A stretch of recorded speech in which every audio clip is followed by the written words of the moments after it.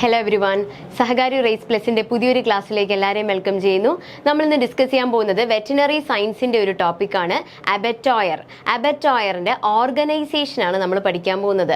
അബറ്റോയറിന്റെ organisation നമ്മൾ 2 ക്ലാസ്സുകളിലായിട്ട് പഠിക്കുന്നതായിരിക്കും. നമുക്ക് അബറ്റോയർ എന്ന് പറഞ്ഞാൽ എന്താണെന്നൊക്കെ നമ്മൾ ഇൻട്രൊഡക്ഷൻ ക്ലാസ്സിൽ പഠിച്ചിരുന്നു അല്ലേ? ഇൻട്രൊഡക്ഷൻ ക്ലാസ്സിൽ പഠിച്ചത് എന്തായിരുന്നു? അബറ്റോയർ എന്താന്ന് പഠിച്ചിരുന്നു. എന്താണ് അബറ്റോയർ എന്ന് പറഞ്ഞു കഴിഞ്ഞാൽ? അബറ്റോയർ എന്ന് പറഞ്ഞു കഴിഞ്ഞാൽ എവിടെയാണോ ഈ കശാപ്പുശാല എന്ന് പറയാം അല്ലേ, മൃഗങ്ങളെ നമ്മളെ ഹ്യൂമൻ കൺസംഷന് വേണ്ടി മൃഗങ്ങളെ കശാപ്പ് ചെയ്യുന്ന സ്ഥലം, അതിനെയാണ് നമ്മൾ അബറ്റോയർ എന്ന് പറയുന്നത്. എന്താണ് അബറ്റോയർ എന്ന് പറഞ്ഞു കഴിഞ്ഞാൽ?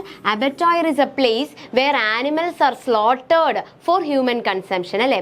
ഹ്യൂമൻ കൺസംഷന് വേണ്ടി മൃഗങ്ങളെ എവിടെയാണോ കൊലപ്പെടുത്തുന്നത് അതിനെ നമ്മൾ എന്താ പറയുന്നത്? അബറ്റോയർ എന്ന് പറയുന്ന ടേം വെച്ച് പറയുന്നുണ്ട്. അപ്പൊ നമുക്ക് ഈ അബറ്റോയർ എവിടെയാ സ്ഥാപിക്കേണ്ടത്, എന്തൊക്കെയാണ് ഈ അബറ്റോയറിന്റെ ക്ലാസിഫിക്കേഷൻ എന്നും ഒരു അബറ്റോയറിൽ എന്തെല്ലാം ഫെസിലിറ്റീസ് ആവശ്യമുണ്ട് എന്ന് നമ്മൾ ക്ലാസ്സിൽ പഠിക്കും. അതിനുശേഷം നമ്മൾ അബറ്റോയറിന്റെ ലേ ഔട്ട് പഠിക്കും. അതായത് ഒരു അബറ്റോയറിൽ എന്തെല്ലാം ഉണ്ട്, ഏതെല്ലാം ഫെസിലിറ്റികളുണ്ട്, മീൻസ് അതിൻ്റെ ബേസിക് ഫെസിലിറ്റികൾ മാത്രമല്ല, അതിൻ്റെ ഉള്ളിൽ ഓരോരോ പല പല റൂമുകളായിട്ട് നമ്മളൊരു വീടിൻ്റെ ലേ ഔട്ട് പഠിക്കില്ല, അതുപോലെ തന്നെ നമ്മളൊരു വീടിൻ്റെ ലേ ഔട്ട് കാണുന്നത് പോലെ നമ്മുടെ ഒരു അബറ്റോയറിൽ ഓരോ ഫെസിലിറ്റീസും ആനിമൽസിനെ സ്ലോട്ടർ ചെയ്യാനും ബാക്കി അത് മീറ്റാക്കി വരുന്നത് വരെയുമുള്ള ഓരോ മുറികളായിട്ട് നമ്മളൊരു അബറ്റോയർ വിസിറ്റ് ചെയ്ത് പോയി ഒരു അബറ്റോയർ കാണുന്നത് പോലെ നമുക്ക് ലേ ഔട്ടും പഠിക്കാനുണ്ട് സിലബസിന്റെ ഭാഗമായിട്ട്. അപ്പൊ നമ്മൾ ഇന്ന് ഓർഗനൈസേഷൻ ആണല്ലേ. അപ്പൊ നമ്മൾ അബറ്റോയർ എന്താണെന്ന് നമുക്കറിയാം. It is a place where animals are slaughtered for human consumption. ഇപ്പൊ നമ്മൾ ഇൻട്രൊഡക്ഷനിൽ പഠിച്ച വേറൊരു കാര്യം ഉണ്ടായിരുന്നു, നാക്കേഴ്സ് യാർഡ് എന്ന് പറഞ്ഞാൽ എന്താണ്? നാക്കേഴ്സ് യാർഡ് അത് ഓർക്കുന്നുണ്ടോ? നാക്കേഴ്സ് യാർഡ് എന്തായിരുന്നു? നാക്കേഴ്സ് yard It is a place where the animals are slaughtered not for human consumption അല്ലേ. ഇത് തമ്മിലുള്ള വ്യത്യാസം എന്ന് പറഞ്ഞാൽ അബറ്റോയറിൽ എന്താണ്? ഹ്യൂമൻ കൺസംഷന് വേണ്ടിയായിരുന്നു അല്ലേ. ഹ്യൂമൻ കൺസംഷന് വേണ്ടിയാണ് മൃഗങ്ങളെ സ്ലോട്ടർ ചെയ്തത്.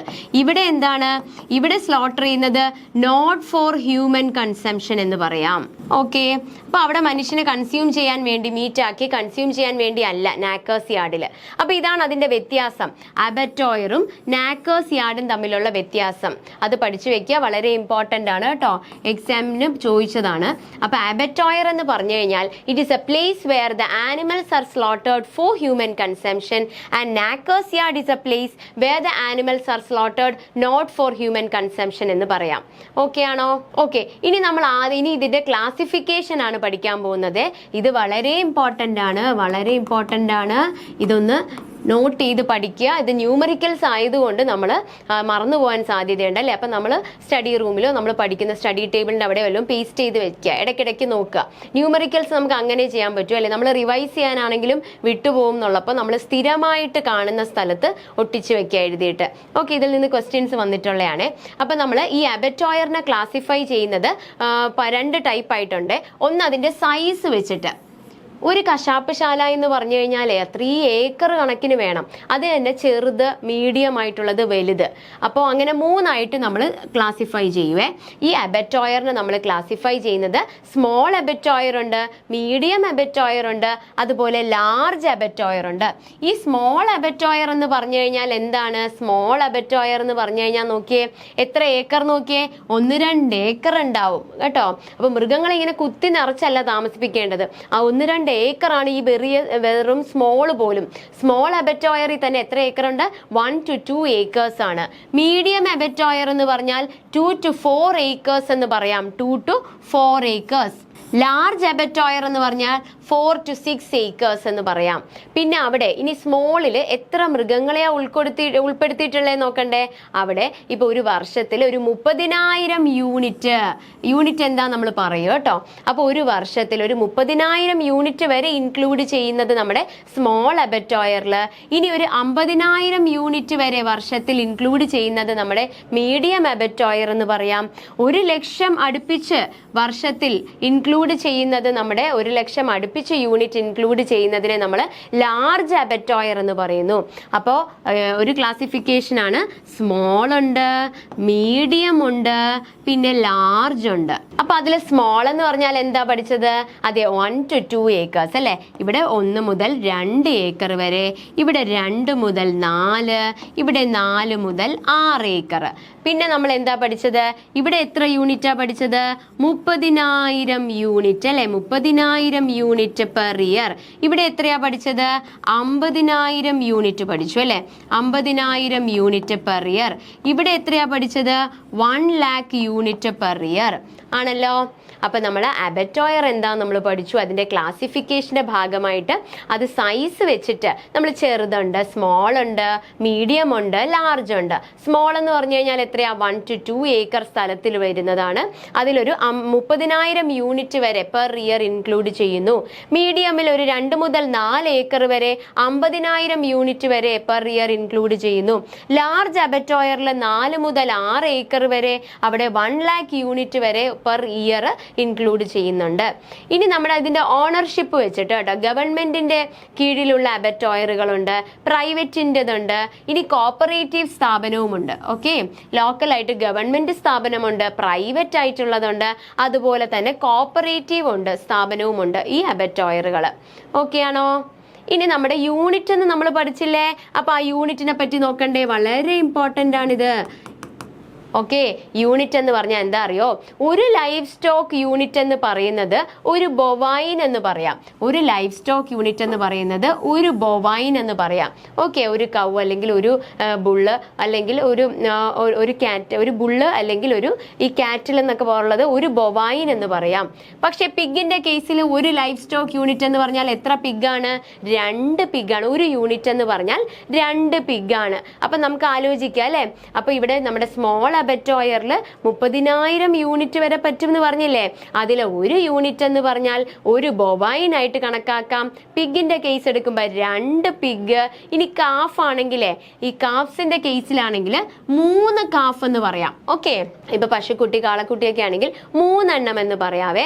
ഇനി ഗോട്ടും ഷീപ്പും ഒക്കെ ആണെങ്കിൽ നമ്മൾ എത്രയാ പറയാ? 5 എണ്ണം എന്ന് പറയും. വളരെ ഇമ്പോർട്ടൻ്റ് ആണ്.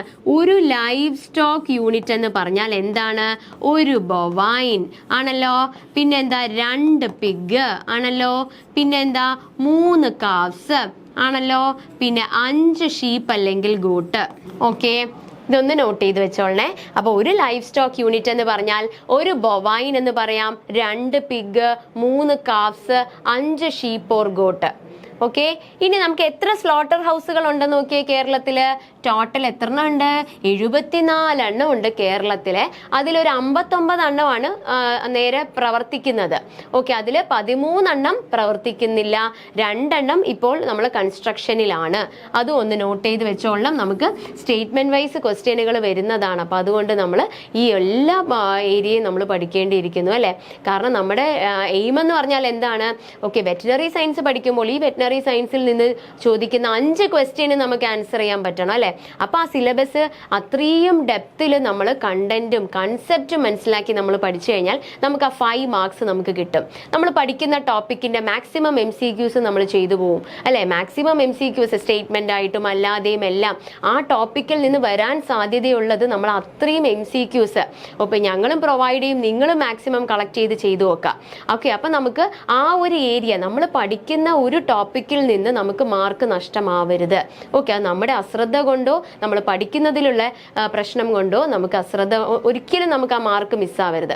ഓക്കെ, അതുകൊണ്ട് തന്നെ വെറുതെ വായിക്കുന്നതിലല്ല കാര്യം അല്ലേ. നമ്മൾ പഠിക്കുന്നത് തന്നെ നമ്മൾ മിയർ റീഡിംഗ് അല്ല, നമ്മൾ നോട്ട് ഉണ്ടാക്കി നമ്മൾ പഠിക്കുന്ന കാര്യങ്ങൾ എഴുതി അതൊരു നോട്ടാക്കി. ഇപ്പോൾ ഒരു ക്ലാസ് കാണുമ്പോൾ അപ്പം തന്നെ നിങ്ങൾ അതിന്റെ നോട്ടാക്കി വെക്കണം. അല്ലെങ്കിൽ പിന്നെയും നമുക്ക് ക്ലാസ് എപ്പോഴും കേൾക്കാനുള്ള ടൈം കിട്ടില്ല അല്ലേ. ഇനി നമുക്ക് എക്സാം പെട്ടെന്ന് പറഞ്ഞാൽ ചിലപ്പോൾ പെട്ടെന്ന് എക്സാം വന്നു കഴിഞ്ഞാൽ ഇത്രയും മോഡ്യൂൾസ് ഉണ്ട്, എല്ലാത്തിൻ്റെയും ക്ലാസ്സും കൂടെ കേൾക്കാൻ പറ്റുമോ? ഇല്ല. അപ്പൊ നമ്മൾ കാണുന്ന ക്ലാസ്സസ് അല്ലെങ്കിൽ പഠിക്കുന്ന ടോപ്പിക്സിന്റെ ഒരു ഷോർട്ട് നോട്ട്സ് ആക്കി വെക്കുക, അല്ല ഡീറ്റെയിൽ ആയിട്ട് എഴുതി വെക്കുക എന്നുള്ളതല്ല. ഇപ്പൊ ഇത് ഇത്രയും എഴുതി വെക്കുക അല്ലെ, ഇത് എഴുതി വെക്കുക. നമ്മളിപ്പോ നേരത്തെ പറഞ്ഞില്ലേ നേരത്തെ നമ്മൾ ഈ പറഞ്ഞത് ഈ കാര്യം അതുപോലെ ഒരു ബോക്സ് പോലെ എഴുതി വെക്കുക. അങ്ങനെ ഒരു ഷോർട്ടായിട്ട് നമ്മൾ ടേബിൾ പോലെ അല്ലെങ്കിൽ ഫ്ലോ ചാർട്ട് പോലെ വേണം എഴുതി വെക്കാൻ. അപ്പൊ നമുക്ക് എക്സാം സമയത്തും ഇടയ്ക്കിടയ്ക്ക് റിവൈസ് ചെയ്യാൻ, ഒരു വീക്കിൽ പഠിച്ച കാര്യങ്ങൾ റിവൈസ് ചെയ്യണം. അപ്പൊ നമ്മൾ പഠിക്കണം, ഫസ്റ്റ് ഓഫ് ഓൾ സ്റ്റഡി ചെയ്യണം, റിവൈസ് ചെയ്യണം, MCQs മാക്സിമം ചെയ്യണം, എക്സാംസ് അറ്റൻഡ് ചെയ്യണം. ഇത്രയും ചെയ്താൽ മാത്രമേ നമ്മൾ ആ എക്സാമിന് നമ്മൾ പ്രിപ്പയർ ചെയ്യുന്നു, അല്ലെങ്കിൽ ആ എക്സാമിൻ്റെ ആ ഒരു പ്രിപ്പറേഷൻ ട്രാക്കിലാണെന്ന് നമുക്ക് പറയാൻ പറ്റൂ. അല്ല നമ്മൾ കുറേ നാളായി പഠിച്ചുകൊണ്ടിരിക്കുന്നു എന്ന് ചോദിച്ചാൽ അതെ, കുറേ നാളായി പഠിച്ചുകൊണ്ടിരിക്കും. എന്തുകൊണ്ട് റാങ്ക് ലിസ്റ്റിൽ വരുന്നില്ല? ബിക്കോസ് നമ്മൾ ഇതിനുള്ളിലല്ല. നമ്മൾ ഈ പ്രിപ്പറേഷൻ ട്രാക്കിനുള്ളിലാവണമെങ്കിൽ നമ്മൾ വെറുതെ ബുക്ക് വായിച്ചോ ക്ലാസ് കേട്ടോ പഠിക്കുന്നത് കൊണ്ട് മാത്രം നമ്മൾ ഒരിക്കലും ട്രാക്കിലാവുകയുമില്ല, റാങ്ക് ലിസ്റ്റിൽ വരെയല്ല. പഠിക്കണം, അത് റിവൈസ് ചെയ്യണം, വെരി ഇമ്പോർട്ടൻറ്റ്. ഈ പഠിക്കുന്നത് പോലെ തന്നെ ഇമ്പോർട്ടൻ്റ് ആണ്. ഇന്ന് പഠിച്ച കാര്യങ്ങൾ നാളെ ഒരു പുതിയ കാര്യം പഠിക്കുന്നതിന് മുന്നേ നിങ്ങൾ റിവൈസ് ചെയ്തിട്ടേ പുതിയൊരു ടോപ്പിക് എടുക്കാവൂ. അതുപോലെ വീക്കെൻഡിൽ നമ്മൾ റിവിഷൻ ചെയ്തിരിക്കണം, മസ്റ്റ് ആഡ്. അതൊരു ടൈം വേസ്റ്റ് അല്ല. ഓക്കെ, അപ്പോൾ റിവിഷൻ ചെയ്യണം. MCQs ഏത് ടോപ്പിക് പഠിക്കുന്നു മാക്സിമം MCQs വിത്ത് സ്റ്റേറ്റ്മെന്റ്. അപ്പോൾ നമുക്കിനി PSC എങ്ങനെ ചോദിച്ചാലും നമുക്ക് കിട്ടും അല്ലേ, നമുക്ക് അതിൻ്റെ ഒരു അറപ്പുണ്ടാവില്ല, നമുക്ക് എഴുതുമ്പോൾ മിസ്റ്റേക്ക് വരില്ല. അതുകൊണ്ട് മാക്സിമം MCQs. എക്സാമുകൾ മോക്ക് എക്സാംസ് എഴുതി നോക്കുക, എന്നാൽ മാത്രം അപ്പം നമ്മൾ ഓക്കെ, നമ്മൾ റാങ്ക് ലിസ്റ്റിൽ വരാൻ ഓക്കെ, നമ്മൾ എലിജിബിൾ ആണ്, നമ്മൾ ട്രാക്കിലാണെന്ന് പറയാൻ പറ്റും കേട്ടോ. ഓക്കെ, അപ്പോൾ നമ്മൾ പഠിച്ചുകൊണ്ടിരുന്നതിലോട്ട് വരാം. അപ്പോൾ നമ്മൾ ലൈഫ് സ്റ്റോക്ക് യൂണിറ്റ് പഠിച്ചു, വളരെ ഇമ്പോർട്ടൻ്റ് ആണെന്ന് പറഞ്ഞു, നോട്ട് ചെയ്ത് വെക്കണം എന്ന് പറഞ്ഞു അല്ലേ. 1 ലൈഫ് സ്റ്റോക്ക് യൂണിറ്റ് എന്ന് പറഞ്ഞാൽ ഒരു ബൊവൈൻ എന്ന് പറയാം, 2 പിഗ്, 3 കാഫ്സ്, 5 ഷീപ്പ് ഓർ ഗോട്ട് എന്ന് പറയാം. ഇനി നമ്മുടെ ടോട്ടൽ സ്ലോട്ടർ ഹൗസ്, കേരളത്തിൽ മൊത്തത്തിൽ 74 സ്ലോട്ടർ ഹൗസുകൾ ഉള്ളതിൽ 59 എണ്ണം ഫങ്ഷണൽ ആണ്, 13 എണ്ണം നോൺ ഫങ്ഷണൽ ആണ്, 2 എണ്ണം അണ്ടർ കൺസ്ട്രക്ഷൻ ആണെന്ന് പറഞ്ഞു. അതും ഒന്ന് നോട്ട് ചെയ്ത് വെച്ചേക്കുക. ഓക്കെ, ഇനി നമ്മൾ ഈ ഒരു അബറ്റോയർ അല്ലെങ്കിൽ ഈ ഒരു സ്ലോട്ടർ ഹൗസിന് വേണ്ടി ഇവിടെ ഒരു സ്ഥലം നമുക്ക് നിശ്ചയിക്കണ്ടേ? അതിന് നമ്മൾ എന്തൊക്കെയാണ് നോക്കേണ്ടതെന്ന്, അതിന്റെ സൈറ്റ് എവിടെയാണ് നമ്മൾ ഇത് സ്ഥാപിക്കേണ്ടത് എന്ന് നമ്മൾ ആലോചിക്കുമ്പോൾ നമ്മുടെ നോർമൽ ബിൽഡിങ്ങുകളിൽ നിന്ന്, നമ്മൾ താമസിക്കുന്ന സ്ഥലങ്ങളിൽ നിന്നോ, അല്ലെങ്കിൽ നമ്മുടെ ഈ റെസിഡൻഷ്യൽ ഏരിയ, അല്ലെങ്കിൽ നമ്മുടെ റിലീജിയസ് പ്ലേസസ്, അല്ലെങ്കിൽ ഇൻഡസ്ട്രികൾ, ഇതിൽ നിന്നെല്ലാം കുറച്ച് ദൂരെ ആയിരിക്കണം. കാരണം ആനിമൽസിനൊന്നും കുറേ ഒച്ചപ്പാടൊന്നും പറ്റില്ല കേട്ടോ. അപ്പോൾ അങ്ങനെ റെസിഡൻഷ്യൽ ഏരിയയുടെ അടുത്തൊന്നും ആവാൻ പാടില്ല. അതുപോലെ തന്നെ റിലീജിയസ് പ്ലേസസിൻ്റെ അടുത്തൊന്നും ആവാൻ പാടില്ല. ഇൻഡസ്ട്രികളുടെ അടുത്ത് അതൊന്നും നോക്കണം. ഒന്ന് ഡിസ്റ്റൻസ് ഫ്രം അതർ ബിൽഡിംഗ്, അത് നമുക്കറിയാം അല്ലേ. അബറ്റോയർ എന്തായിരിക്കണം? അത് കുറച്ച് ദൂരെ ആയിരിക്കണം. എന്തിൽ നിന്നെല്ലാം? നമ്മുടെ താമസിക്കുന്ന സ്ഥലങ്ങളിൽ നിന്ന് അല്ലെ, റെസിഡൻഷ്യൽ ഏരിയകളിൽ നിന്നും, റിലീജിയസ് ഇൻസ്റ്റിറ്റ്യൂഷൻസ്, ഇൻഡസ്ട്രികൾ, ഇതിൽ നിന്നെല്ലാം കുറച്ചധികം ദൂരത്തിലായിരിക്കണം ഈ അബറ്റോയർ സ്ഥിതി ചെയ്യുന്നത്. പിന്നെ അബറ്റോയർ ആക്സസിബിൾ ആയിരിക്കണം അല്ലെ. നമ്മൾ ഫാമിൽ നിന്ന് നമുക്ക് കൊണ്ടുപോകാൻ റോഡ് മാർഗം ഒക്കെ കൊണ്ടുപോകാൻ, അല്ലെങ്കിൽ റെയിൽ മാർഗം, അങ്ങനെ ട്രാൻസ്പോർട്ടേഷൻ എളുപ്പമായിരിക്കണം. ആനിമൽസിനെ നമുക്ക് ട്രാൻസ്പോർട്ട് ചെയ്യേണ്ടി വരും, അതും നമുക്ക് സിലബസിലുള്ളതാണ്, പഠിക്കുന്നതാണ്. ആനിമൽസിനെ എങ്ങനെയാ ഹാൻഡിൽ ചെയ്യണത്, ട്രാൻസ്പോർട്ട് ചെയ്യണേന്നൊക്കെ. ഓക്കെ, അപ്പൊ ഇവിടെ എന്താണ്, നമുക്ക് റോഡും റെയിലുമായിട്ട് കണക്ട് ചെയ്യുന്നതും, നമുക്ക് പെട്ടെന്ന് ആനിമൽസിനെ അവർക്ക് ബുദ്ധിമുട്ടില്ലാത്ത തരത്തിൽ അവരെ ഫാമിൽ നിന്ന് കൊണ്ടുവരാൻ പറ്റുന്ന സ്ഥലമായിരിക്കണം അല്ലെ. അവർക്ക് കുറേ യാത്ര ചെയ്ത് വരാൻ ബുദ്ധിമുട്ടാണെങ്കിലും അത് അവർക്ക് സ്ട്രെസ്ഫുൾ ആയിരിക്കും. ഈ യാത്ര കാരണം ഇവരുടെ സ്ട്രെസ് കാരണം നമുക്ക് മീറ്റിന്റെ ക്വാളിറ്റീനെ അത് ബാധിക്കും അല്ലെ നമുക്ക് കിട്ടുന്നത്.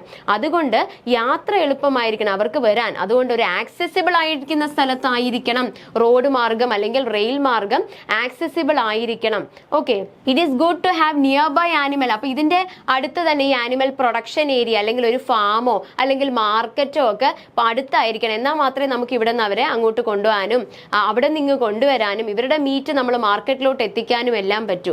ഓക്കെ, അതുപോലെ മാൻ പവറും അടുത്തുണ്ടായിരിക്കണം അല്ലെ. ഇതിനെല്ലാം സഹായിക്കാനായിട്ട് നമുക്ക് ലേബർ ഫോഴ്സ്, മാൻ പവർ ഒക്കെ വേണ്ടേ, അതും തൊട്ടടുത്തൊക്കെ ഉണ്ടായിരിക്കണം. അപ്പൊ എല്ലാത്തിനും ഒരു ആക്സസിബിലിറ്റി വേണം. മൃഗങ്ങളെ കൊണ്ടുവരാനും അവരെ അവരുടെ ഫാമിൽ നിന്ന് കൊണ്ടുവരാനും മാർക്കറ്റിൽ എത്തിക്കാനും എല്ലാം എളുപ്പത്തിലായിരിക്കണം, ആക്സസിബിൾ ആയിരിക്കണം.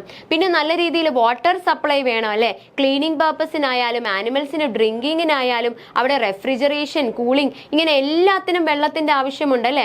അപ്പൊ നല്ല രീതിയിൽ അവിടെ പോർട്ടബിളും നോൺ പോർട്ടബിളും ആയിട്ടുള്ള വെള്ളം കിട്ടണം. പോർട്ടബിൾ എന്ന് പറഞ്ഞാൽ കുടിക്കാൻ യോഗ്യമായ വെള്ളം, നോൺ പോർട്ടബിൾ എന്ന് വെച്ചാൽ കുടിക്കാൻ ഉപയോഗിക്കുന്നില്ല, വേറെ പർപ്പസസിന് ഉപയോഗിക്കുന്ന വെള്ളം അല്ലെ.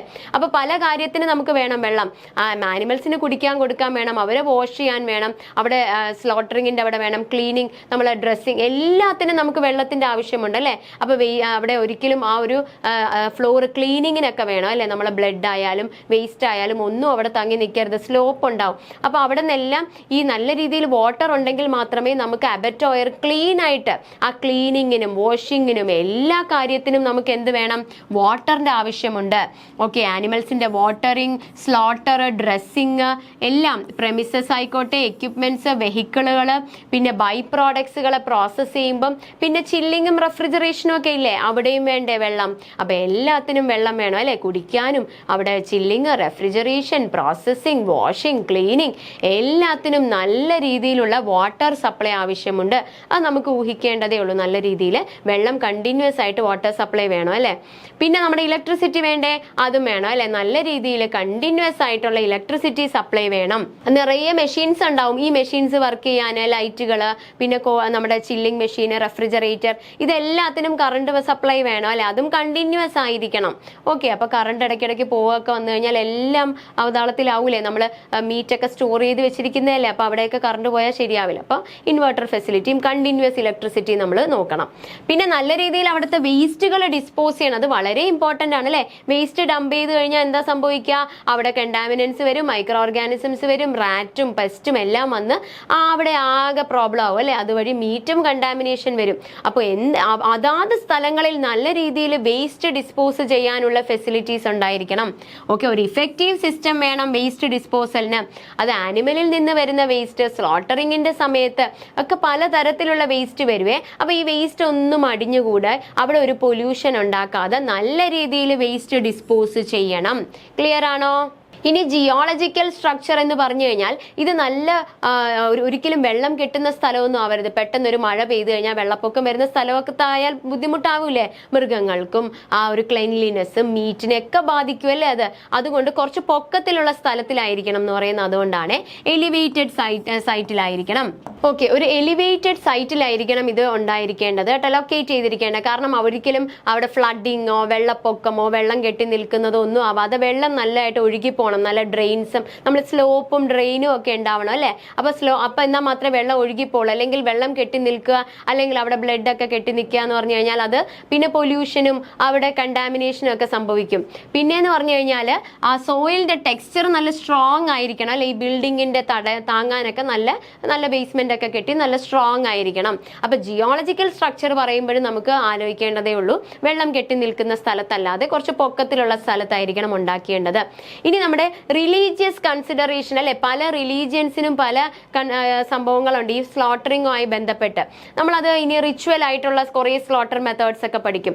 അപ്പോൾ ഈവൻ മുസ്ലിംസിനും ഹിന്ദുസിനും അങ്ങനെ വെജിറ്റേറിയൻ നോൺ വെജിറ്റേറിയൻ ആൾക്കാർക്കെല്ലാം പല തരത്തിലുള്ള ആൾക്കാരുണ്ടല്ലേ നമ്മുടെ കൺട്രിയിൽ. അപ്പൊ അവരുടെ ഒന്നും റിലീജിയസ് കൺസിഡറേഷന് മുറിവേൽക്കാത്ത തരത്തിലായിരിക്കണം കൺസ്ട്രക്ഷൻ അല്ലെ. അപ്പൊ ചിലരെന്ന് പറഞ്ഞു കഴിഞ്ഞാൽ ഈ നോൺ വെജിറ്റേറിയൻ കമ്മ്യൂണിറ്റിയിൽ തന്നെ ചില മുസ്ലിംസ് ഉണ്ട്, പിഗിനെ അവർ സ്ലോട്ടർ ചെയ്യുന്നത് ഇഷ്ടപ്പെടാത്തവര്, പിഗിനെ കഴിക്കാത്തവരുണ്ട്, അതുപോലെ കാറ്റിലിനെ കഴിക്കാത്തവരുണ്ട്. അങ്ങനെ പല റിലീജിയൻസിലുള്ളവർ പല രീതിയിലാണ് അല്ലെ. അവരുടെ റിലീജിയസ് സെന്റിമെന്റ്സ് ഒക്കെ കണക്കിലെടുത്ത് അത് ഹേർട്ട് ചെയ്യാത്ത തരത്തിലായിരിക്കണം, പീസ്ഫുൾ ആയിട്ടുള്ള തരത്തിലായിരിക്കണം നമ്മൾ എസ്റ്റാബ്ലിഷ് ചെയ്യേണ്ടത് അല്ലെ. അപ്പൊ അങ്ങനെ ഇപ്പൊ അത്രയും ഒരു റിലീജിയൻ ആൾക്കാരുള്ള സ്ഥലത്തൊക്കെ നമ്മൾ കൊണ്ടുപോയി ഇപ്പൊ പിഗിന്റെ സ്ലോട്ടർ ഹൗസ് ഒക്കെ വെച്ച് കഴിഞ്ഞാൽ ബുദ്ധിമുട്ടല്ലേ. അപ്പൊ അതുകൊണ്ട് ആൾക്കാരുടെ ഈ ലോക്കൽ പീപ്പിളിന്റെ റിലീജിയസ് സെന്റിമെന്റ്സിന് ഹേർട്ട് ചെയ്യാത്ത തരത്തിലായിരിക്കണം നമ്മൾ ഇതിന്റെ കൺസ്ട്രക്ഷൻ ചെയ്യേണ്ടത്. ഓക്കെ, പലതരത്തിലായിരിക്കും. നമ്മൾ സ്ലോട്ടറിങ് പഠിക്കും, റിച്വൽ ആയിട്ടുള്ള മെത്തേഡുകളുണ്ട്, അത് പലതരത്തിലായിരിക്കും സ്ലോട്ടർ ചെയ്യേണ്ടത്. അപ്പൊ അതെല്ലാം നമ്മൾ കണക്കിലെടുക്കും. ഈവൻ മുസ്ലിംസിന്റെ മെത്തേഡ് ഉണ്ട്, ജൂയിഷ് മെത്തേഡ് ഉണ്ട്, പിന്നെ നമ്മൾ ഹിന്ദുസ് സിഖിനൊക്കെ വേറെ ടൈപ്പ് ഛട്ക മെത്തേഡ് ഒക്കെ പഠിക്കും. നമ്മൾ ഛട്ക മെത്തേഡ്, ഷെച്ചിറ്റ മെത്തേഡ്, ഹലാൽ മെത്തേഡ് ഒക്കെ നമ്മൾ പഠിക്കും. ഓക്കെ, അപ്പൊ നമ്മളിപ്പോ എന്താ പഠിക്കുന്നത്, ഇത് ഓർഗനൈസ് ചെയ്യുമ്പോൾ നമ്മൾ റിലീജിയസ് കൺസിഡറേഷൻ ചെയ്യണം. അത് നമ്മളൊന്ന് മനസ്സിൽ വെക്കണം കേട്ടോ, അവരെ ഹേർട്ട് ചെയ്യാത്ത തരത്തില്. പിന്നെ നമ്മൾ കൺസേൺഡ് അതുമായി ബന്ധപ്പെട്ട അതോറിറ്റികളിൽ നിന്ന് NOC ഒക്കെ കിട്ടണം അല്ലെ. NOC എന്ന് പറഞ്ഞാൽ എന്താ, നോ ഒബ്ജക്ഷൻ സർട്ടിഫിക്കറ്റ് ഒക്കെ വേണം അല്ലെ. ഇവിടെ ഒരു അബറ്റോയർ പണിയാൻ പോണു എന്ന് പറഞ്ഞ് ഒരു നോ ഒബ്ജക്ഷൻ സർട്ടിഫിക്കറ്റ് നമ്മൾ വാങ്ങണം. മുനിസിപ്പാലിറ്റിയിൽ നിന്നും ലോക്കൽ ബോഡികളിൽ നിന്നും പൊല്യൂഷൻ കൺട്രോൾ ബോർഡിൽ നിന്നും state government, central government, local airport authority, അങ്ങനെ ഇവരിൽ നിന്നെല്ലാം നമ്മൾ എന്താണ് ഒരു NOC വാങ്ങണം, നോ ഒബ്ജക്ഷൻ സർട്ടിഫിക്കറ്റ്. സർട്ടിഫിക്കറ്റ്, എന്താണ് ഒരു സ്ലോട്ടർ ഹൗസ് ഇവിടെ പണിയാൻ പോവാണെന്നുള്ളതിന്റെ ഒരു NOC സർട്ടിഫിക്കറ്റ് നമ്മൾ എല്ലായിടത്തു നിന്നും ഉണ്ടായിരിക്കണം. എന്നിട്ട് വേണം നമ്മളത് അവിടെ കൺസ്ട്രക്ട് ചെയ്യുന്നത്. ആ സൈറ്റ് സെലക്ട് ചെയ്യുന്നതാണ് നമ്മൾ പറയുന്നത് അല്ലെ, ആ ഒരു സ്ഥലം നിശ്ചയിക്കുന്നത്. നമ്മൾ ഇവിടെ നിന്ന് NOC കിട്ടിയിട്ട് വേണം നമ്മൾ ഏത് സ്ഥലത്താണ് ഒരു അബറ്റോയർ പണിയേണ്ടത് നമ്മൾ ആലോചിക്കേണ്ടത്. അപ്പൊ ആദ്യം തന്നെ എന്താണ്, ആദ്യം ഒരു എൻവയോൺമെന്റൽ ഇമ്പാക്ട് അസസ്മെന്റ് നടത്തും. എന്താണെന്നറിയോ, എന്താ നടത്തുന്നത്? EIA. ഇതിന് ശേഷമാണ് ഒരു എൻവയോൺമെന്റൽ സ്റ്റേറ്റ്മെന്റ് ഉണ്ടാക്കുന്നത്. ആദ്യം ഇതിവിടെ വന്നു കഴിഞ്ഞാൽ, നമ്മൾ ഒരു സ്ഥലം ഇപ്പൊ ആലോചിച്ചു എന്ന് വെച്ചോ, ഈ സ്ഥലത്ത് ഒരു അബറ്റോയർ വന്നു കഴിഞ്ഞാൽ അവിടുത്തെ പരിസ്ഥിതിക്ക് എന്തെങ്കിലും ഹാനി ഉണ്ടാകുമോ, ഇമ്പാക്ട്, എൻവയോൺമെന്റിൽ എന്തെങ്കിലും ഇമ്പാക്ട് ഉണ്ടാകുമോ എന്ന് അസസ് ചെയ്യുക കേട്ടോ. അതിനെയാണ് എൻവയോൺമെന്റൽ ഇമ്പാക്ട് അസസ്മെന്റ്. ഇപ്പൊ ഇവിടെ ഒരു അബറ്റോയർ വന്നു കഴിഞ്ഞാൽ അവിടുത്തെ പരിസ്ഥിതിക്ക് ഒരു ഹാനിയും ഉണ്ടാകില്ല എന്ന് ഉറപ്പുവരുത്താൻ വേണ്ടിയാണ് ഇങ്ങനെ ഒരു അസസ്മെന്റ് നടത്തുന്നത്. ഇങ്ങനെ ഒരു അസസ്മെന്റ് നടത്തിയതിന് ശേഷം നമ്മൾ എന്തുണ്ടാക്കും, ഇതിന് ശേഷമാണ് നമ്മൾ ഒരു ES എന്ന് പറഞ്ഞാൽ എന്താണ്, എൻവയോൺമെന്റൽ സ്റ്റേറ്റ്മെന്റ്. അതെന്തിനാണ്, എന്താണ് ഇവിടെ ഒരു സംഭവം, ഒരു പെർട്ടിക്കുലർ ലൊക്കേഷനിൽ ആ ഒരു പ്രൊപ്പോസ് ചെയ്ത പ്ലാന്റ് വരാം എന്നുള്ള ഒരു സ്റ്റേറ്റ്മെന്റ് ഉണ്ടാക്കുന്നത്. അതിനു മുന്നേ നമ്മൾ എൻവയോൺമെന്റിന് വല്ല ഇമ്പാക്റ്റ് ഉണ്ടാകുമോ എന്ന് അസസ് ചെയ്തതിന് ശേഷമാണ് ഒരു എൻവയോൺമെന്റൽ സ്റ്റേറ്റ്മെന്റ് ഉണ്ടാക്കുന്നത്. ക്ലിയർ ആണോ? അപ്പൊ നമ്മൾ ഈ പ്ലാൻ ചെയ്യുന്ന അതോറിറ്റികൾ ആദ്യം നമുക്ക് NOC കിട്ടി അല്ലെ, NOC കിട്ടിയതിന് ശേഷം നമ്മൾ ഒരു എൻവയോൺമെന്റൽ ഇമ്പാക്ട് അസസ്മെന്റ് നടത്തും. അതിനുശേഷം ഒരു എൻവയോൺമെന്റൽ സ്റ്റേറ്റ്മെന്റ് ഉണ്ടാക്കും. എന്നിട്ടാണ് നമ്മൾ ഇങ്ങനെ ഒരു പ്ലാന്റ് നമുക്ക് ഈ ഒരു ലൊക്കേഷനിൽ ഉണ്ടാക്കാം എന്ന് നമ്മൾ തീരുമാനിക്കുന്നത്. ഓക്കെ ആണോ?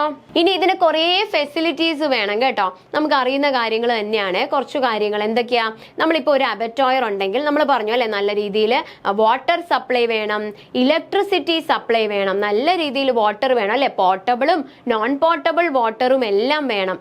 ഓക്കെ, അപ്പൊ പോർട്ടബിൾ വാട്ടർ ചിലപ്പോൾ ഈ ആനിമൽസിന് ഡ്രിങ്കിങ് പർപ്പസസിനും, non portable chilling, refrigeration, washing purpose എല്ലാത്തിനും യൂസ് ചെയ്യാം അല്ലെ. അപ്പൊ നല്ല രീതിയിൽ വാട്ടർ സപ്ലൈ വേണം, ഇലക്ട്രിസിറ്റി സപ്ലൈ വേണം. ഇപ്പൊ വെള്ളത്തിന്റെ സപ്ലൈ നോക്കിയേ, അത് ചിലപ്പോ ഇല്ലേ ഒരു 1000 litre per ton dressed carcass weight for cattle. Okay, നമ്മുടെ കാറ്റിലിന്റെ കേസിൽ എടുക്കുകയാണെങ്കിൽ, കാറ്റിലിന്റെ കേസിലാണ് എടുക്കണമെങ്കിൽ എന്താണ്, 1 ടണ്ണ് നമ്മളിപ്പം കാറ്റിലിനെ നമ്മൾ സ്ലോട്ടറിങ് ചെയ്തതിന് ശേഷം, എന്താണ് കാക്കസ് എന്ന് പറഞ്ഞു കഴിഞ്ഞാൽ, വാട്ട് ഈസ് കാക്കസ്? ആണ് കേട്ടോ. വാട്ട് ഈസ് കാക്കസ് എന്ന് പറഞ്ഞാൽ നമ്മൾ ഇൻട്രൊഡക്ഷനിൽ പറഞ്ഞില്ലേ, എന്താണ് കാക്കസ്? അതെ, എന്താണ്? ഓക്കെ, ഡെഡ് ബോഡി അല്ലെ, ആനിമലിന്റെ ഈ സ്ലോട്ടർ ചെയ്തതിന് ശേഷം ആ ഒരു കാർക്കസ് എന്ന് പറയുന്നത് അതിന്റെ ഡെഡ് ബോഡീനെയാണ് അല്ലെ, ആ ബോഡി ഓഫ് ദ സ്ലോട്ടേർഡ് ആനിമൽ ആണ്. ഓക്കെ, അപ്പൊ ഈ കാക്കസ് വെയിറ്റ്, അപ്പൊ 1 ടണ്ണ് കാക്കസിന് എത്ര വേണം? അത് വാഷ് ചെയ്യാൻ കാർക്കസ് വാഷിംഗ് ഒക്കെ നമ്മൾ പഠിക്കും, കാക്കസ് വാഷിംഗ് ഒക്കെ പഠിക്കും, ഡ്രസ്സിങ് ഒക്കെ നമ്മൾ പഠിക്കും. അപ്പം 1 ടണ്ണ് കാക്കസിന് 1000 ലിറ്റർ വെള്ളം വേണമേ. ഇനി 1 ടൺ നമ്മുടെ ഷീപ്പിന്റെ കേസിലാണെങ്കിൽ എത്ര വേണം? 3000 ലിറ്റർ വെള്ളം വേണമേ. ഇനി പിഗിന്റെ കേസിലാണെങ്കിൽ 1 ടൺ ഡ്രസ്ഡ് കാക്കസിന് 6000 ലിറ്റർ വേണം. നമുക്കറിയാം അല്ലെ, പിഗിന്റെ എല്ലാ മെത്തേഡുകളും വളരെ അൺഹൈജീനിക് ആയിട്ടുള്ളതും ഒക്കെ മെത്തേഡുകളാണ് കേട്ടോ. അപ്പൊ അതിന് നമ്മൾ അത്രയും അവിടെ ആ ഒരു അബറ്റോയർ നമ്മൾ ക്ലീൻ ആയിട്ട് സൂക്ഷിക്കണമെങ്കിൽ നമുക്ക് കുറച്ചുകൂടെ വെള്ളം വേണം. പിന്നെ നല്ലതായിട്ട് സിവറേജ് വേണം അല്ലെ, സീവേജ് ഫെസിലിറ്റി ഒക്കെ വേണം, വേസ്റ്റ് ഒക്കെ നല്ല രീതിയിൽ ഡിസ്പോസ് ചെയ്യാനുള്ള ഫെസിലിറ്റി വേണം. ഇനി കണ്ടിഗ്വിറ്റി വിത്ത് അൺകൺജസ്റ്റഡ്, കണ്ടിഗ്വിറ്റി എന്ന് വെച്ചാൽ നിയർനെസ് എന്നാണ് കേട്ടോ. അതായത് നമ്മൾ നേരത്തെ പറഞ്ഞില്ലേ, റെയിലും റോഡും മോട്ടോർവേ ആക്സസ് അടുത്തായിരിക്കണം, അതേ ഉദ്ദേശിക്കുന്നുള്ളൂ. നിയർനെസ് വിത്ത് അൺകൺജസ്റ്റഡ്. ഭയങ്കര കൺജസ്റ്റഡ് ആയിട്ടൊന്നും നമുക്ക് ഇവരെ കൊണ്ടുവരാനൊന്നും പറ്റില്ല കേട്ടോ. അത് നമ്മൾ ട്രാൻസ്പോർട്ട് പഠിക്കും. മൃഗങ്ങളെ കൊണ്ടുവരുമ്പോൾ വളരെ ശാന്തമായിട്ട് അവർക്ക് സ്ട്രെസ്ഫുൾ ആകാത്ത രീതിയിൽ വേണം നമ്മൾ കൊണ്ടുവരാൻ.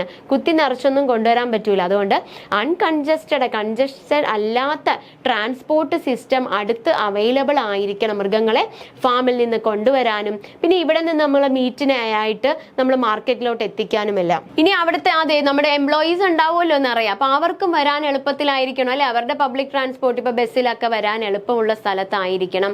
പിന്നെ ഒക്കെ അടുത്ത് തന്നെ നല്ല രീതിയിൽ ലേബർ, നിറയെ മാൻ പവറിന്റെ ആവശ്യമുണ്ട് അല്ലെ, അപ്പം അതും നമ്മളെ ലേബർ ഫോഴ്സും മാൻ പവറും എല്ലാം ആവശ്യമുണ്ട്.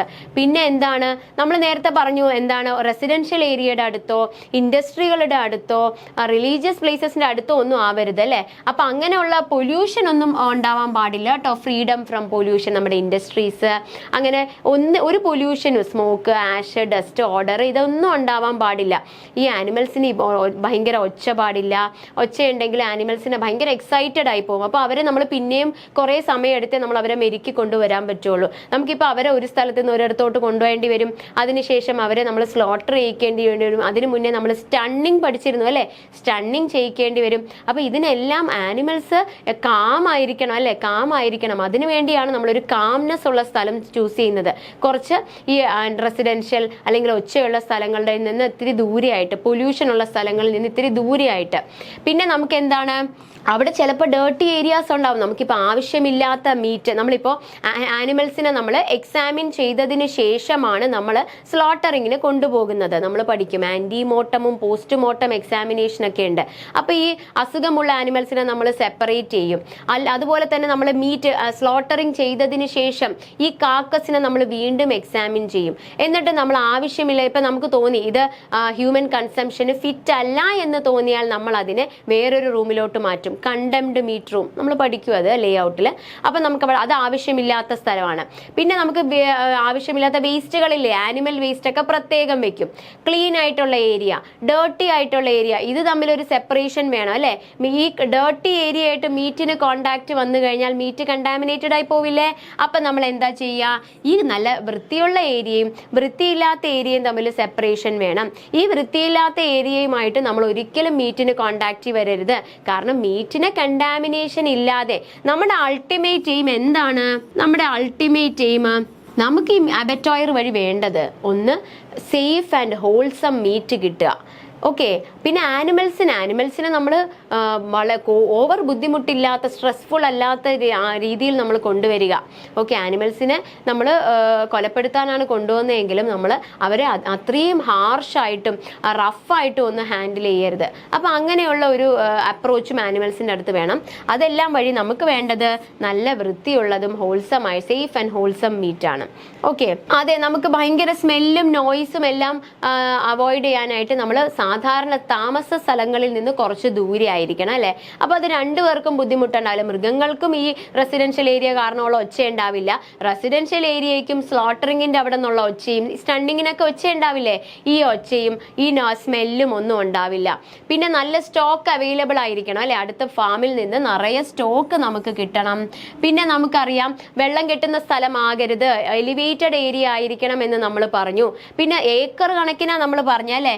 ഈവൻ സ്മോൾ അബറ്റോയർ പോലും 1 മുതൽ 2 ഏക്കർ സ്ഥലത്താണ്.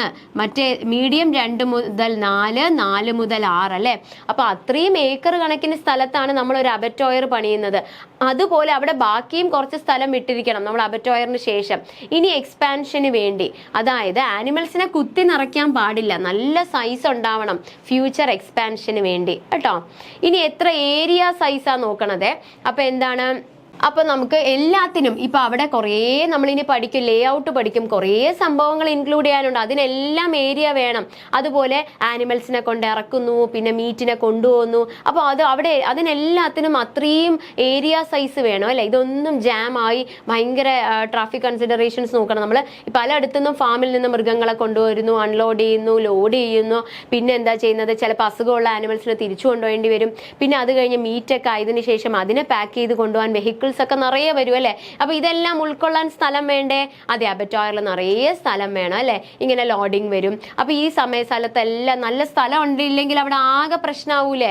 ആളുകളും വണ്ടികളും എല്ലാം കൂടെ ഭയങ്കര തിക്കും തിരക്കും ആവും അല്ലെ. അപ്പൊ അവിടെ ആകെ ബുദ്ധിമുട്ട്. അതുകൊണ്ട് തന്നെ എല്ലാത്തിനും പ്രത്യേകം റൂട്ടുകൾ ഉണ്ടായിരിക്കണം അല്ലെ. ഇങ്ങനെ സ്റ്റോക്ക് കൊണ്ട് ഇറക്കുന്നത്, മീറ്റ് കൊണ്ടുപോകുന്നത്, ഇതിനെല്ലാം പ്രത്യേകം വഴികൾ ഉണ്ടായിരിക്കണം.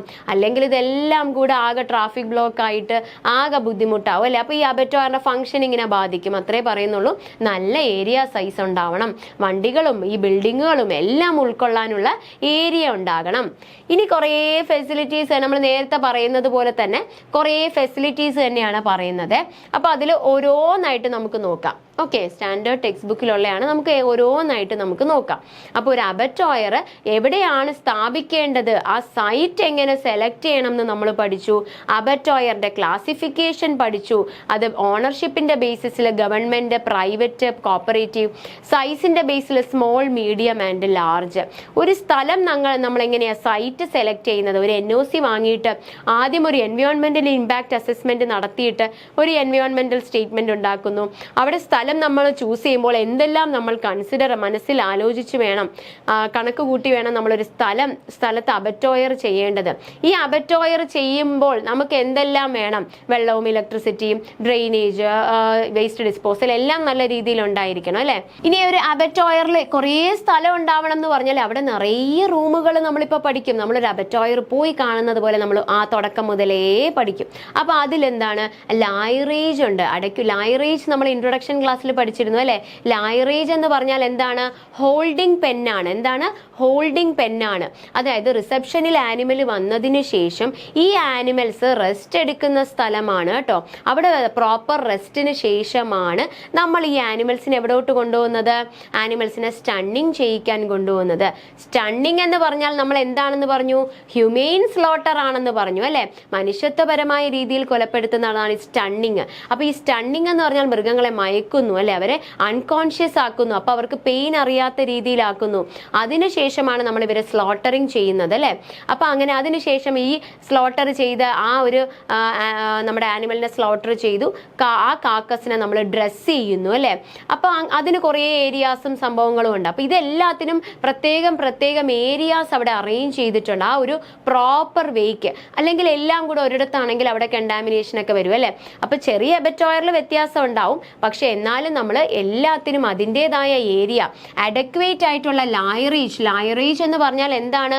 ഹോൾഡിംഗ് പെൻ അല്ലെ. ആനിമൽസ് റെസ്റ്റ് എടുക്കുന്ന സ്ഥലമാണ്. അവിടെയാണ് ആനിമൽസ് റെസ്റ്റ് എടുക്കുന്നത്. റിസപ്ഷനിൽ വന്നതിന് ശേഷം ആനിമൽസ് റെസ്റ്റ് എടുക്കുന്നു ലൈറേജിൽ. ഓർ ക്ലൈമറ്റ് എല്ലാം പെർമിറ്റ് ചെയ്യുന്നത്, അതായത് മഴയായാലും മഴ കൊള്ളരുത് അല്ലെ, മഴയും ഭയങ്കര വെയിലേൽക്കരുത് ആനിമൽസിന്, അതിനെല്ലാം പറ്റുന്ന രീതിയിലുള്ള ഓരോരോ സ്ഥലങ്ങളുണ്ട് ആനിമൽസിന് അതിനുള്ളിൽ. അപ്പോൾ ഓരോ ആദ്യം റിസപ്ഷനിൽ വരുന്നു, പിന്നെ ലൈറേജിൽ വരുന്നു, അതിനുശേഷം നമ്മൾ എവിടെ പോകുന്നു?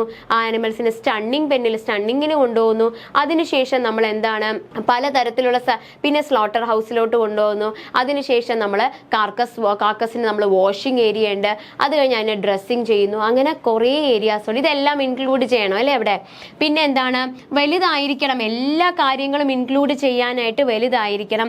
പിന്നെ എന്താണ്? പിന്നെ ചില ആനിമൽസിനെ ഒന്നും ഒരുമിച്ച് ഇപ്പൊ ലൈറേജിൽ തന്നെ ഈ പിഗാണ്, നമ്മുടെ പിഗിനെയാണ് മെരിക്കാൻ വളരെ ബുദ്ധിമുട്ട് അല്ലെ. ഇവരെ ഒരുമിച്ചെടുത്ത് ഷീപ്പിന്റെയും കാറ്റിലിനോട് ഇടാൻ പറ്റുമോ? ഇല്ല. അതിനൊക്കെ സെപ്പറേറ്റ് ലൈറേജസ് വേണം, ഷീപ്പിനും കാറ്റിലിനും. പിന്നെ ഷീപ്പിനും കാറ്റിലിനും പിന്നെയും ഒരുമിച്ച് നിൽക്കാം. പിഗിനെ ഇവരുടെ കൂടെ ഒന്നും ഇടാൻ പറ്റില്ല അല്ലെ. പിഗിനെയാണ് നമ്മൾ വളരെ ബുദ്ധിമുട്ട് ഹാൻഡിൽ ചെയ്യാനായിട്ട് കേട്ടോ. അടുത്തത് പിന്നെ പല മുറികളുണ്ട് കേട്ടോ ഓരോന്നിനും. ഇപ്പൊ ഇല്ലേ നമ്മള് അവരുടെ തോലൊക്കെ നമ്മൾ പലതിനും ഉപയോഗിക്കും അല്ലെ. അപ്പൊ ആ തോല് ഹൈഡൊക്കെ വെക്കാനായിട്ട്, അവരുടെ സ്കിന്ന് വെക്കാൻ, അവരുടെ ആ പൂട, നമ്മുടെ ഷീപ്പിന്റെ ഒക്കെ പൂട നമ്മൾ യൂസ് ചെയ്യില്ലേ ഫറൊക്കെ ഉണ്ടാക്കാനൊക്കെ. അപ്പൊ അതെല്ലാം സ്റ്റോർ ചെയ്യാനുള്ള ഒരു മുറിയുണ്ട്. പിന്നെ നമ്മൾ ബാക്കി നമുക്ക് കഴിക്കുന്ന ഈ കാക്കസിൽ നിന്ന് തന്നെ നമ്മൾ ഓർഗൻസ് ഒക്കെ റിമൂവ് ചെയ്യും. ഇതിൽ നിന്ന് നമ്മൾ കഴിക്കുന്ന നമ്മൾ പറഞ്ഞു ഒഫാൽ ഉണ്ട്, എഡിബിൾ ഒഫാൽ, നമ്മൾ കഴിക്കുന്ന തരത്തിലുള്ള ഒഫാൽ, അതിനെ നമ്മൾ പ്രത്യേകം ആക്കും. മീറ്റിനെ വേറെ മുറിയിലാക്കും. ഈ ഇൻഡസ്റ്റൈന്, ഗട്ടിനെയൊക്കെ അങ്ങനെ ഓരോന്നിനും നമ്മൾ പ്രത്യേക റൂമുകളിലോട്ട്. പിന്നെ നമുക്ക് കഴിക്കാൻ പാടില്ല, നമ്മൾ എക്സാമിനേഷൻ ചെയ്ത് കഴിയുമ്പോൾ നമുക്ക് തോന്നി ഇതെന്തെങ്കിലും അസുഖം ഉള്ളതാണ്, ഇത് നമുക്ക് യൂസ് ചെയ്യാൻ പറ്റില്ലാത്ത മീറ്റാണെന്ന് തോന്നി. അങ്ങനത്തെ മീറ്റിനെ നമ്മൾ എന്താ ചെയ്യാം? അതിനെ നേരെ നമ്മൾ കണ്ടംഡ് മീറ്റ് റൂം, നമുക്ക് വേണ്ടാത്ത മീറ്റുള്ള അവിടെ കണ്ടംഡ് മീറ്റ് റൂം, അതാ നമുക്ക് ഓക്കെ ആണ്, ഈ മീറ്റ് നമുക്ക് സേഫ് ആണെന്ന് തോന്നിക്കഴിഞ്ഞാൽ പിന്നെ നമ്മൾ അതിനെ എന്താ ചെയ്യുക? അതിനെ ചില്ലിങ് ചെയ്യും അല്ലെ. അതിനെ ചില്ലിങ് ചെയ്ത് റെഫ്രിജറേഷൻ ഒക്കെ ചെയ്യും. വേണ്ടാന്ന് തോന്നിയാൽ നമ്മൾ എന്താ ചെയ്യുക? ഈ കണ്ടംഡ് മീറ്റ് റൂമിലോട്ട് കൊണ്ടുപോകും. ഇനി നമുക്ക് തോന്നി ജസ്റ്റ് ഇപ്പൊ നോക്കുമ്പോൾ വലിയ അസുഖം തോന്നല്ല, ഇനി എന്നാലും കുറച്ചുകൂടി ഒരു ഡീറ്റെയിൽ എക്സാമിനേഷൻ ചെയ്യാമെന്ന് തോന്നി, അങ്ങനെയാണെങ്കിൽ നമ്മൾ അതിനെ ഡീറ്റെയിൽഡ് മീറ്റ് റൂമിലോട്ട് കൊണ്ടുപോകും. ഈ റൂമുകളെല്ലാം നമ്മൾ ഇനി ലേ ഔട്ട് പഠിക്കുമ്പോൾ പഠിക്കും, ടെൻഷൻ ആവണ്ട. ഇപ്പൊ മനസ്സിലാക്കുക, നല്ല ഏരിയ വേണം, ഇത്ര കുറേ മുറികളുണ്ടെന്ന് മനസ്സിലാക്കി വെക്കുക കേട്ടോ. ഈ അബറ്റോയറിനുള്ളിൽ കുറേ റൂമുകളും കുറേ ഫെസിലിറ്റീസും ഒക്കെ, അപ്പൊ അതിന് അത്രയും വലിയ ഏരിയ ഒക്കെ വേണം. റൂം വേണം കേട്ടോ. ഈ സ്റ്റൊമക്കിന്റെ സംഭവങ്ങളൊക്കെ എംപ്റ്റി ചെയ്യാനും അവിടെയെല്ലാം ക്ലീൻ ചെയ്യാനും ഇൻഡസ്റ്റൈൻ്റെ അതെല്ലാത്തിനും റൂമുകൾ വേണം. ഗട്ടും ട്രൈപ്പ് എന്ന് പറഞ്ഞാൽ ഈ ഇൻഡസ്റ്റൈൻ്റെ ലൈനിങ് ആണ്. ഇതെല്ലാം നമ്മൾ കുറേ എല്ലാ റിലീജിയൻസ് ആൾക്കാരും കഴിക്കില്ലെങ്കിലും ഈ ആനിമൽസിന്റെ പല പാർട്ടുകളും നമ്മൾ ഒരുവിധം ബോഡി പാർട്സ് പലതും നമ്മൾ എഡിബിൾ ആയിട്ട് യൂസ് ചെയ്യുന്നുണ്ട് അല്ലേ. അപ്പൊ ഇതിനെല്ലാം നമ്മൾ പ്രത്യേകം വാഷ് ചെയ്യുകയൊക്കെ ചെയ്യുന്നുണ്ട് കേട്ടോ. എന്നിട്ട് നമ്മൾ കമേഴ്ഷ്യലി വാല്യൂബിൾ ആയിട്ടുള്ള കുറേ പ്രോഡക്ട്സ് ഉണ്ട്. അപ്പൊ അതെല്ലാം നമ്മൾ പ്രത്യേകം പാക്ക് ചെയ്തെടുക്കും. മീറ്റ് കൂടാതെ പല ഓർഗൻസും നമ്മൾ യൂസ് ചെയ്യുന്നുണ്ട്. അപ്പൊ നമ്മളിപ്പോൾ ഗട്ട് ട്രൈപ്പ് ഇതിനെല്ലാം, ട്രൈപ്പ് എന്ന് വെച്ചാൽ ലൈനിങ് ഓഫ് ഇൻഡസ്റ്റൈൻ, ഗട്ടിനും എല്ലാം ഡ്രസ് ചെയ്യുന്നുണ്ട്. അതെല്ലാം പ്രത്യേകം നടത്തും.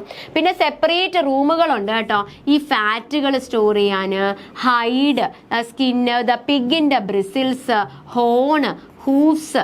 അപ്പൊ ഇതെല്ലാം എന്താണ്, ഇതെല്ലാത്തിനും നമ്മൾ വേറെ റൂമുകളുണ്ട് ഇതൊക്കെ സ്റ്റോർ ചെയ്യാനായിട്ട്. പല യൂസേഴ്സിന് നമ്മൾ എടുക്കുമായിരിക്കും അല്ലെ. അപ്പൊ അതിനെല്ലാം നമ്മൾ സെപ്പറേറ്റ് സ്ഥലത്ത് എല്ലാം കൂടെ ഒരുമിച്ചായി കഴിഞ്ഞാൽ വളരെ ബുദ്ധിമുട്ടാവും അല്ലെ ഇവിടെ മാനേജ്മെന്റിന്. അപ്പം നല്ല രീതിയിൽ പ്രോപ്പർ മാനേജ്മെന്റ് ഉണ്ടെങ്കിൽ ഇതിന് എല്ലാം സെപ്പറേറ്റ് റൂമുകൾ, പിന്നെ സെപ്പറേറ്റ് റൂം വേണം അല്ലെ. ഇതൊക്കെ ഈ നമ്മുടെ ക്ലീൻ ചെയ്യാൻ, ഈ ഒഫാല് ക്ലീൻ ചെയ്യാനും, അതുപോലെ ഹെഡ് സെപ്പറേറ്റ് സ്റ്റോർ ചെയ്യാനും.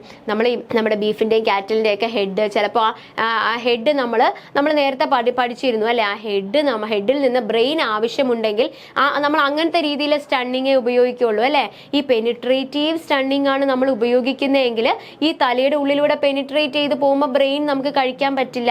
അപ്പൊ നമ്മൾ ബ്രെയിൻ കഴിക്കണം എന്നുണ്ടെങ്കിൽ നമ്മൾ നോൺ പെനിട്രേറ്റീവ് ആയിട്ടുള്ള സ്റ്റണ്ണിങ് മെത്തേഡ് ആയിരിക്കും ഉപയോഗിക്കുന്നത് എന്നൊക്കെ പഠിച്ചില്ലേ.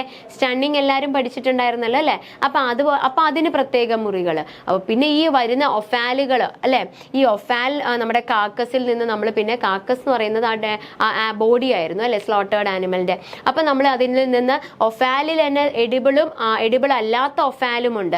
ഓക്കെ, പലതരത്തിലുള്ള ഓർഗൻസുകളുണ്ട്. അപ്പൊ അതിന് എഡിബിൾ ആയിട്ടുള്ളത് നമ്മൾ സെപ്പറേറ്റ് സ്റ്റോർ ചെയ്യും. അതിനൊക്കെ നല്ല ക്ലീൻ ചെയ്ത് പ്രത്യേകം നമ്മൾ പല ബോഡി പാർട്സ് നമ്മൾ കഴിക്കുന്നതുണ്ട്. ചിലത് നമ്മൾ കഴിക്കാത്ത പാർട്സ് ഉണ്ട്, അതൊക്കെ നമ്മൾ കളയും അല്ലെ. അതെല്ലാം നമ്മൾ കളയും. അപ്പൊ ഇതിനെല്ലാത്തിനും സെപ്പറേറ്റ് സ്ഥലങ്ങളുണ്ട് സ്റ്റോർ ചെയ്യാനും. എല്ലാം സെപ്പറേറ്റ് സ്ഥലങ്ങളുണ്ട് കേട്ടോ. കണ്ടോ ഹെഡ് കണ്ടോ, ഹെഡിന് സെപ്പറേറ്റ് സ്ഥലമുണ്ട് ഹെഡിനെ സ്റ്റോർ ചെയ്യാനായിട്ട്. അപ്പൊ നമ്മൾ ആ ഹെഡിൽ നിന്ന് ചിലപ്പോൾ ബ്രെയിനുകൾ എടുക്കും. ഹെഡ് മുഴുവനോടെ തന്നെ നമ്മൾ ചിലപ്പോൾ മാർക്കറ്റിൽ കൊടുക്കേണ്ടി വരും. അതെല്ലാം നമ്മൾ ചെയ്യും. ഇനി എന്താണ്, കണ്ടോ, ഇനി നമ്മൾ പറഞ്ഞില്ലേ എക്സാമിൻ ചെയ്യും എന്ന് പറഞ്ഞാലേ, മൃഗങ്ങളെ നമ്മൾ എക്സാമിൻ ചെയ്യും, നമ്മളത് പഠിക്കും. ആന്റിമോർട്ടം എക്സാമിനേഷനും പോസ്റ്റ് മോർട്ടം എക്സാമിനേഷനൊക്കെ നടത്തുവേ. അപ്പൊ ഈ ആന്റിമോർട്ടം എന്ന് പറഞ്ഞാൽ ബിഫോർ ആണ് അല്ലെ, ബിഫോർ സ്ലോട്ടർ. പോസ്റ്റ്മോർട്ടം എക്സാമിനേഷൻ എന്താണ്, ആഫ്റ്റർ സ്ലോട്ടർ.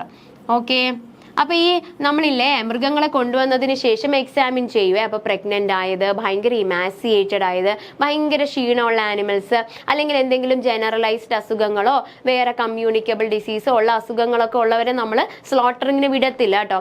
ഇങ്ങനെയുള്ള അസുഖങ്ങളുള്ളവരെയോ എന്തെങ്കിലും അസുഖമുണ്ടെന്ന് ഡൗട്ട് ആവുന്നവരെ എല്ലാം നമ്മൾ എന്താ ചെയ്യുക, അവരെ പ്രത്യേകം ഐസൊലേഷൻ റൂമിലോട്ട് മാറ്റി അവരെ ലോക്ക് ചെയ്തിട്ട് ട്രീറ്റ്മെന്റ് ഒക്കെ കൊടുത്ത് അസുഖം മാറിയതിന് ശേഷം വേണമെങ്കിൽ നമുക്ക് ചെയ്യാം. അല്ലാത്തവരെ നമ്മൾ തിരിച്ചു വിടും അല്ലെ, അത് നമ്മൾ ഉപയോഗിക്കില്ല. പ്രഗ്നന്റ് ആയവരെ ഒന്നും നമ്മൾ സ്ലോട്ടർ ചെയ്യില്ല. ഇനി നമ്മൾ എന്താ ചെയ്യാം, പിന്നെ എന്താണ്, വേറെ സ്ഥലങ്ങൾ വേണം. സ്റ്റോറേജ് ഓഫ് ഡീറ്റെയിൻഡ് മീറ്റ്, അതെന്താണെന്നറിയോ? ഡീറ്റെയിൻഡ് മീറ്റ് എന്ന് പറഞ്ഞു കഴിഞ്ഞാൽ ആ വാക്കിൽ നിന്ന് തന്നെ ആലോചിക്കണേ. ഡീറ്റെയിൻ അവിടെ തന്നെ ഉണ്ട് അല്ലേ. ഡീറ്റെയിൽഡ് എക്സാമിനേഷൻ വേണമെന്ന് തോന്നുന്നത് അതില്ലേ. നമ്മൾ ആന്റിമോർട്ടം എക്സാമിനേഷൻ പറഞ്ഞ എന്തായിരുന്നു, സ്ലോട്ടറിങ്ങിന് മുന്നേ ലൈവായിട്ട് ആനിമൽസിനെ എക്സാമിൻ ചെയ്യുവേ. അപ്പൊ എന്തെങ്കിലും അസുഖങ്ങളൊക്കെ ഉണ്ടെന്ന് തോന്നിയാൽ നമ്മൾ അവരെ ഐസൊലേഷൻ റൂമിലോട്ട് വിടുവേ. ഇനി നമ്മുടെ സ്ലോട്ടറിങ്ങിന് ശേഷം നമ്മൾ എക്സാമിൻ ചെയ്യുന്നതാണ് പോസ്റ്റ്മോർട്ടം എക്സാമിനേഷനെ. അപ്പൊ നമുക്ക് തോന്നി ഈ മീറ്റ് നല്ലതാണെന്ന് തോന്നിയേ, ഗുഡ് ആണെന്ന് തോന്നിയാൽ നമ്മൾ എന്താ ചെയ്യുക, ഗുഡ് ആണെന്ന് തോന്നിയാൽ നമ്മൾ ചില്ലിംഗ് റൂമിലോട്ട് വിടുന്നു. നമ്മുടെ പോസ്റ്റ്മോർട്ടം എക്സാമിനേഷന് ശേഷം നമുക്ക് ഗുഡ് ആണെന്ന് തോന്നിയാൽ നമ്മൾ എന്താ, ഓക്കെ ആണ്, അത് it is fit for human consumption എന്ന് തോന്നിയാൽ നമ്മൾ അതിനെ എന്ത് ചെയ്യും, ചില്ലിംഗ് ആൻഡ് റെഫ്രിജറേഷൻ റൂമിലോട്ട് വിടുവേ. ഇനി നമുക്ക് ഡൗട്ട്ഫുൾ ആണ് കേട്ടോ, എന്തെങ്കിലും അസുഖം ഉണ്ടോ, ഒരു ഡൗട്ടാ, കൺഫേംഡ് അല്ല, അങ്ങനെയാണെങ്കിൽ നമ്മൾ അതിനെ എന്താ ചെയ്യുക, ഡൗട്ട് ആണെങ്കിൽ ഡീറ്റെയിൽഡ്, എല്ലാം ഡി വെച്ചാൽ തുടങ്ങണം കേട്ടോ, ഡൗട്ട് ആണേ. അപ്പൊ ഡീറ്റെയിൽഡ് എക്സാമിനേഷൻ ചെയ്യണ്ടേ, വേണം. അപ്പൊ നമ്മൾ ഏത് റൂമിലോട്ട് വിടും, ഡി വെച്ച് തുടങ്ങുന്ന റൂമാണേ, ഡീറ്റെയിൻഡ് മീറ്റ് റൂം. ഡീറ്റെയിൻഡ്, അതാണ് ഈ ഡീറ്റെയിൻഡ് മീറ്റ് എന്ന് പറഞ്ഞാൽ. ഡൗട്ട് ഉള്ള മീറ്റാണ്. എന്തെങ്കിലും പ്രശ്നമുണ്ടോ എന്ന് ഡൗട്ടുള്ള മീറ്റാ, അത് ഡി വെച്ച് അങ്ങനെ ആലോചിച്ചാൽ മതിയേ. ഇനി എന്താണ്, ഓക്കെ നോ കൊള്ളൂലെന്ന് തോന്നി, ബാഡാന്ന് തോന്നിയാൽ നമ്മൾ എങ്ങോട്ട് വിടും? കണ്ടംഡ് മീറ്റ് റൂമിലോട്ട് വിടും. ഇതെല്ലാം നമ്മൾ പിന്നെ പഠിക്കും, എന്നാൽ ജസ്റ്റ് ഒന്ന് മനസ്സിലാക്കി വെച്ചാൽ മതി കേട്ടോ. ഇതെല്ലാം നമ്മൾ ഡീറ്റെയിൽ ആയിട്ട് എക്സാമിനേഷനൊക്കെ നമുക്ക് പഠിക്കാനുള്ളതാ. ഓക്കെ, അപ്പൊ ഇത് ജസ്റ്റ് സ്റ്റാർട്ടിങ് അല്ലേ, നമ്മൾ ഇതെല്ലാം ഡീറ്റെയിൽ ആയിട്ട് പഠിക്കും. ഓക്കെ, അപ്പൊ ഇത് പോസ്റ്റ്മോർട്ടം എക്സാമിനേഷൻ നല്ലതെന്ന് തോന്നിയാൽ നമ്മൾ ചിൽ റൂമിലോ, അപ്പൊ ഇതിനൊക്കെ ഉള്ള റൂമുകളും ഫെസിലിറ്റികളൊക്കെ ഉണ്ടെന്നുള്ളതാണ് നമ്മൾ ഇന്നത്തെ ക്ലാസ്സിൽ പഠിക്കുന്നത്. കേടാണെന്ന് തോന്നിക്കഴിഞ്ഞാൽ condemned meat room, detailed examination വേണമെന്ന് ഡൗട്ട് തോന്നിയാൽ നമ്മൾ അതിനെ ഡീറ്റെയിൻഡ് മീറ്റ് റൂം. പിന്നെ കണ്ടോ വലിയ ചില്ലിംഗ് റൂം ഒക്കെ ഉണ്ടല്ലേ, വലിയ ചില്ലിംഗ് റൂമുകളൊക്കെ ഉണ്ട്. ഈ സീസ്ഡ് മീറ്റ് എന്ന് പറയുന്നതാണ് നമ്മൾ വേണ്ടാന്ന് വെച്ച മീറ്റ്, അതിനെ നമ്മൾ എവിടോട്ടാ വിടുക? Condemned meat room. ഇനി നമുക്ക് വലിയ നല്ല മീറ്റിനെ നമ്മൾ കൊണ്ടുവയ്ക്കേണ്ടേ, വലിയ ചില്ലിങ് റെഫ്രിജറേറ്റിംഗ് റൂം ഒക്കെ വേണം കേട്ടോ. പിന്നെ നമുക്ക് സ്റ്റാഫിന് വേണ്ടിയൊക്കെ ഉള്ള, സ്റ്റാഫിനും ഓഫീസിനും ഒക്കെ നല്ല രീതിയിലുള്ള അവരുടെ ലോക്കർ ഫെസിലിറ്റീസും എന്തെങ്കിലും ഈ ആനിമൽസിന്റെ ഒക്കെ ഡോക്യുമെന്റേഷൻ ഒക്കെ ഉണ്ടാവില്ല, അതിന് വേണ്ടി സ്ഥലങ്ങൾ വേണം. പിന്നെ എന്താണ്, പലതരത്തിലുള്ള സാമ്പിൾസ് അല്ലെ, സാമ്പിൾസും ഡിസീസ് സർവൈലൻസും ഒക്കെ നടത്താനായിട്ടെല്ലാം ഉള്ള സ്ഥലങ്ങൾ വേണം. ഓക്കെ, അപ്പൊ അതിനെല്ലാത്തിനും പലതരത്തിലുള്ള അവിടെ പാക്കിംഗ് നടക്കുന്നുണ്ട്, പിന്നെ എന്തെങ്കിലും എല്ലാം റിസർച്ചുകൾ നടത്തുന്നുണ്ട്, ലാബുകളുണ്ട്. ഇതെല്ലാത്തിനുള്ള ഫെസിലിറ്റി നമ്മുടെ അബറ്റോയറിൽ ഉണ്ടായിരിക്കണം. ഓക്കെ, പിന്നെ നമുക്ക് ചേഞ്ചിങ് റൂമുകൾ വേണം, വാഷ് ബേസിൻസും ഷവറും ഒക്കെ വേണം അല്ലേ. പിന്നെ എന്താണ്, ഈ വാഷ് ബേസിൻസ് എല്ലാം ഇതിനടുത്തായിരിക്കണം. നല്ല ചൂടുവെള്ളവും തണുത്ത വെള്ളവും റണ്ണിങ് വാട്ടറും ഒക്കെ വരണം അല്ലെ. നല്ല രീതിയിൽ അവിടെ ക്ലീനിങ് നടത്താനും, ഈ സ്റ്റാഫ് ആണെങ്കിൽ അവർക്ക് ഹാൻഡും ഒക്കെ ഡിസിൻഫെക്ട് ചെയ്യാനും ഒക്കെ വേണം. ഓക്കെ, അപ്പൊ എന്താണ്, ഹാൻഡ് ടവൽസ് ഒക്കെ ഒരു പ്രാവശ്യമൊക്കെ യൂസ് ചെയ്യാവൂ. അപ്പൊ ഇതെല്ലാം നമുക്ക് അറിയുന്ന, നമ്മൾ സാധാരണ നമ്മുടെ എയിം നല്ല വൃത്തിയായിട്ട് സൂക്ഷിക്കാനായിട്ട് നല്ല ചൂടുവെള്ളവും തണുത്ത വെള്ളവും വെള്ളത്തിന്റെ സപ്ലൈ നല്ല രീതിയിൽ വേണം. എല്ലാ ടോയ്ലറ്റിന് ശേഷമൊക്കെ വാഷ് ബേസിൻസ് വേണം അല്ലെ. അപ്പൊ അതിന് ശേഷം അവർ നല്ല രീതിയിൽ കൈയെല്ലാം നല്ല ക്ലീൻ ചെയ്ത് ഡിസിൻഫെക്ട് ചെയ്യണം. ടവൽസ് ഉണ്ടാവും, ഈ ടവൽസ് എല്ലാം കുറേ പ്രാവശ്യം യൂസ് ചെയ്യരുത്. ഒരു പ്രാവശ്യം യൂസ് ചെയ്ത് കഴിഞ്ഞാൽ പിന്നെ അത് വാഷ് ചെയ്യാൻ വിടണം. ഓക്കെ, അങ്ങനെയുള്ള കാര്യങ്ങളൊക്കെ നോക്കണം. പിന്നെ വെറ്റിനറി സ്റ്റാഫുകളും ഡോക്ടേഴ്സും ഒക്കെ ഉണ്ടാവും അല്ലെ. അപ്പൊ അതാത് ഇപ്പൊ ഒരു ആനിമൽസിന് അസുഖമെന്ന് തോന്നിയാൽ ഉടൻ തന്നെ വെറ്റിനറി ഡോക്ടർ വന്ന് അത് എക്സാമിൻ ചെയ്യുക, അതിനെ അവർ ഐസൊലേറ്റ് ചെയ്യുക. അസുഖം മാറിയിട്ട് സ്ലോട്ടർ ചെയ്യാൻ പറ്റുമെന്നുള്ളതിന് അങ്ങനെ നോക്കുക. അല്ലാത്തുള്ളവനെ നമ്മൾ അതിൻ്റെതായ രീതിയിലുള്ള എന്താണ് നടപടി എന്ന് വെച്ചാൽ എടുക്കേണ്ടി വരിക അല്ലെ. പിന്നെ ഇതിലോട്ട് കയറാനും ഇറങ്ങാനും നമ്മൾ പറഞ്ഞാൽ പല ആക്സസ് എളുപ്പമായിരിക്കണം. അതെല്ലാം കൂടെ പ്രത്യേകം റൂട്ടുകൾ ഉണ്ടായിരിക്കണം. മൃഗങ്ങളെ കൊണ്ടുവരുന്നതും അതുപോലെ തിരിച്ച് മീറ്റ് കൊണ്ടുവന്നെല്ലാം ഒരേ റൂട്ടാണെങ്കിൽ ആകെ പ്രശ്നമാവും അല്ലെ. പിന്നെ നമ്മൾ പറഞ്ഞു ക്ലീൻ ആയിട്ടുള്ള സ്ഥലവും ഡേർട്ടി ആയിട്ടുള്ള സ്ഥലവും തമ്മിൽ ഒരു സെപ്പറേഷൻ വേണം, അല്ലെങ്കിൽ ഈ കണ്ടാമിനേഷൻ മീറ്റിൽ വരാം. ഓക്കെ ആണോ. പിന്നെ ഫ്ലോർ എന്താ, നല്ല രീതിയിൽ നമുക്ക് ക്ലീൻ ചെയ്യാൻ പറ്റുന്നതായിരിക്കണം അല്ലെ. അതിന്റെ തറയൊക്കെ അല്ലേ നല്ല രീതിയിൽ ക്ലീൻ ചെയ്ത് ഡ്രൈ ആയിട്ട് വെക്കാൻ പറ്റുന്നതായിരിക്കണം. പിന്നെ പെസ്റ്റ് കൺട്രോൾ, എലിയുണ്ടോ വരാൻ സാധ്യതയില്ലേ, മീറ്റൊക്കെ ഉള്ള സ്ഥലത്ത് വരാൻ ഭയങ്കര സാധ്യതയുള്ളതാണ്. അതുകൊണ്ട് നമ്മൾ അതിൻ്റെ ഒരു പ്രിക്കോഷൻസ് എടുത്തിരിക്കണം. ഇപ്പൊ ജനാലകളായാലും ഡോറൊക്കെ ആണെങ്കിലേ തുറന്ന തനിയെ അടയ്ക്കുന്ന തരത്തിലുള്ള ഓട്ടോമാറ്റിക് ക്ലോസ് ചെയ്യുന്ന തരത്തിലായിരിക്കണം. എല്ലായിടത്തും സ്ക്രീനുകൾ വെക്കണം അല്ലെ. ഈ ഫ്ലൈസും പെസ്റ്റും റോഡൻസും ഒന്നും വരാത്ത രീതിയിലായിരിക്കണം. ഇതെല്ലാം നമുക്ക് ചിന്തിക്കാവുന്ന കാര്യമുള്ളൂ അല്ലെ. അല്ലെങ്കിൽ ഇതെല്ലാം വന്നു കഴിഞ്ഞാൽ ആകെ റാറ്റ് ഉണ്ടെങ്കിൽ പിന്നെ കഴിഞ്ഞു അല്ലെ. എലിപ്പനി വരാം, ബാക്കി നമുക്ക് കണ്ടാമിനേഷൻ പലതരത്തിലുള്ള അസുഖങ്ങൾ വരാം. അപ്പോൾ ഒരിടത്തും വെള്ളം ഒന്നും കെട്ടി നിൽക്കരുത്, എല്ലായിടത്തും സ്ലോപ്പും ഡ്രെയിനുകളും വേണം കേട്ടോ. പിന്നെ നമ്മൾ എന്താ പറയുന്നത്, ഈ വാളുകളില്ലേ, ഈ മതിലുകളിലാണെങ്കിൽ ലൈറ്റ് കളർ, മതിൽ ലൈറ്റ് കളർ ആയിരിക്കണം. അത് വാഷബിൾ കോട്ടിങ്, നമ്മൾ പെയിന്റ് അടിച്ചിരിക്കുന്നത് കഴുകാൻ പറ്റുന്ന തരത്തിലുള്ള ഇപ്പോഴത്തെ പെയിന്റ് ഇല്ലേ, ആ പെയിന്റ് ഒരു 3 മീറ്റർ വരെയൊക്കെ അടിച്ചിരിക്കണം. ഓക്കെ, പിന്നെ അതിന്റെ കോർണറുകളിലൊക്കെ ഒരു 75 മില്ലിമീറ്റർ വരെയൊക്കെ. അപ്പൊ എന്താന്ന് വെച്ചാൽ എപ്പോഴും നമുക്ക് ഈവൻ വാൾസ് വരെ നമുക്ക് ക്ലീൻ ചെയ്യാൻ പറ്റണതായിരിക്കണം. അപ്പൊ അങ്ങനത്തെ പെയിന്റ് ഒക്കെ വേണം അവിടെ അടിച്ചിരിക്കേണ്ടത്. നല്ല രീതിയിലെ വെന്റിലേഷൻ ഒക്കെ വേണം. പക്ഷെ നമ്മൾ എല്ലായിടത്തും സ്ക്രീനിങ് ഉണ്ടായിരിക്കണം, അല്ലെങ്കിൽ ഈ ഫ്ലൈസും പെസ്റ്റും എല്ലാം വരും. അപ്പൊ അതെല്ലാം അവിടെ നടന്നിരിക്കണം. ഓക്കെ, അപ്പൊ നല്ല വെന്റിലേഷൻ എല്ലാം കിട്ടണം. ഓവർ സൺലൈറ്റ് കിട്ടാൻ പാടുണ്ടോ? ഇല്ല. പിന്നെ നമുക്ക് നല്ല ലൈറ്റിംഗ് വേണം അല്ലെ. നമുക്ക് നല്ല വെളിച്ചം ഉണ്ടെങ്കിൽ അല്ലേ നമ്മൾ ഇൻസ്പെക്ഷൻ ചെയ്യുന്നുണ്ട്, സ്ലോട്ടറിങ്, സ്റ്റണ്ണിങ്, ഇതെല്ലാത്തിനും നല്ല വെളിച്ചം വേണ്ടേ? നല്ല വെളിച്ചം വേണം അല്ലെ. അപ്പൊ നാച്ചുറൽ ആയിട്ടുള്ള ലൈറ്റിങ്ങും നല്ല ആർട്ടിഫിഷ്യൽ ലൈറ്റിങ്ങും എല്ലാം വേണം. കുറെ നിഴലടിക്കുന്ന രീതിയിലുള്ള അല്ല, നല്ല വെളിച്ചം ഉണ്ടാവണം കേട്ടോ. അത് നോക്കിയേ, 540 ലക്സ് വേണം പോസ്റ്റ്മോർട്ടം ഇൻസ്പെക്ഷൻ നടത്തുന്ന സ്ഥലത്ത്. നമ്മുടെ മീറ്റ് ഒക്കെ നമ്മൾ നല്ലതായിട്ട് നോക്കണം അതിൽ വല്ല ബുദ്ധിമുട്ട്, മീറ്റിൽ ഓരോ അസുഖങ്ങളുടെ സാധ്യതയുണ്ടോ എന്നൊക്കെ മീറ്റിന്റെ കേസിൽ നോക്കുമ്പോൾ അവിടെ എത്ര വേണം ലൈറ്റ്? 540 ലക്സ് ലൈറ്റ് വേണം. ബാക്കിയുള്ള സ്ഥലത്തൊക്കെ 220 ലക്സ്. ഇതൊക്കെ ചിലപ്പം നമ്മുടെ സ്റ്റേറ്റ്മെന്റ് ആയിട്ട് ചോദിക്കാം കേട്ടോ. അതുകൊണ്ട് നോക്കി വെച്ചോളണേ. എല്ലായിടത്തും നല്ല ലൈറ്റിംഗ് ഫെസിലിറ്റി വേണം. അപ്പൊ എന്താണ്, നമ്മുടെ പോസ്റ്റ്മോർട്ടം ചെയ്യുമ്പോൾ ഇല്ലേ, നമ്മൾ ഈ കാർക്കസിനെയൊക്കെ അത്രയും ഡീറ്റെയിൽ ആയിട്ട് നോക്കുക അല്ലെ, എന്തെങ്കിലും അസുഖം വരാനുണ്ടോ, എന്തെങ്കിലും ഉണ്ടോ എന്നൊക്കെ. അവിടെ എത്ര ലൈറ്റ് വേണം? 540 ലക്സ് വേണം. ബാക്കിയുള്ള സ്ഥലങ്ങളിൽ 220 ലക്സ് ലൈറ്റ് വേണം. ഓക്കെ.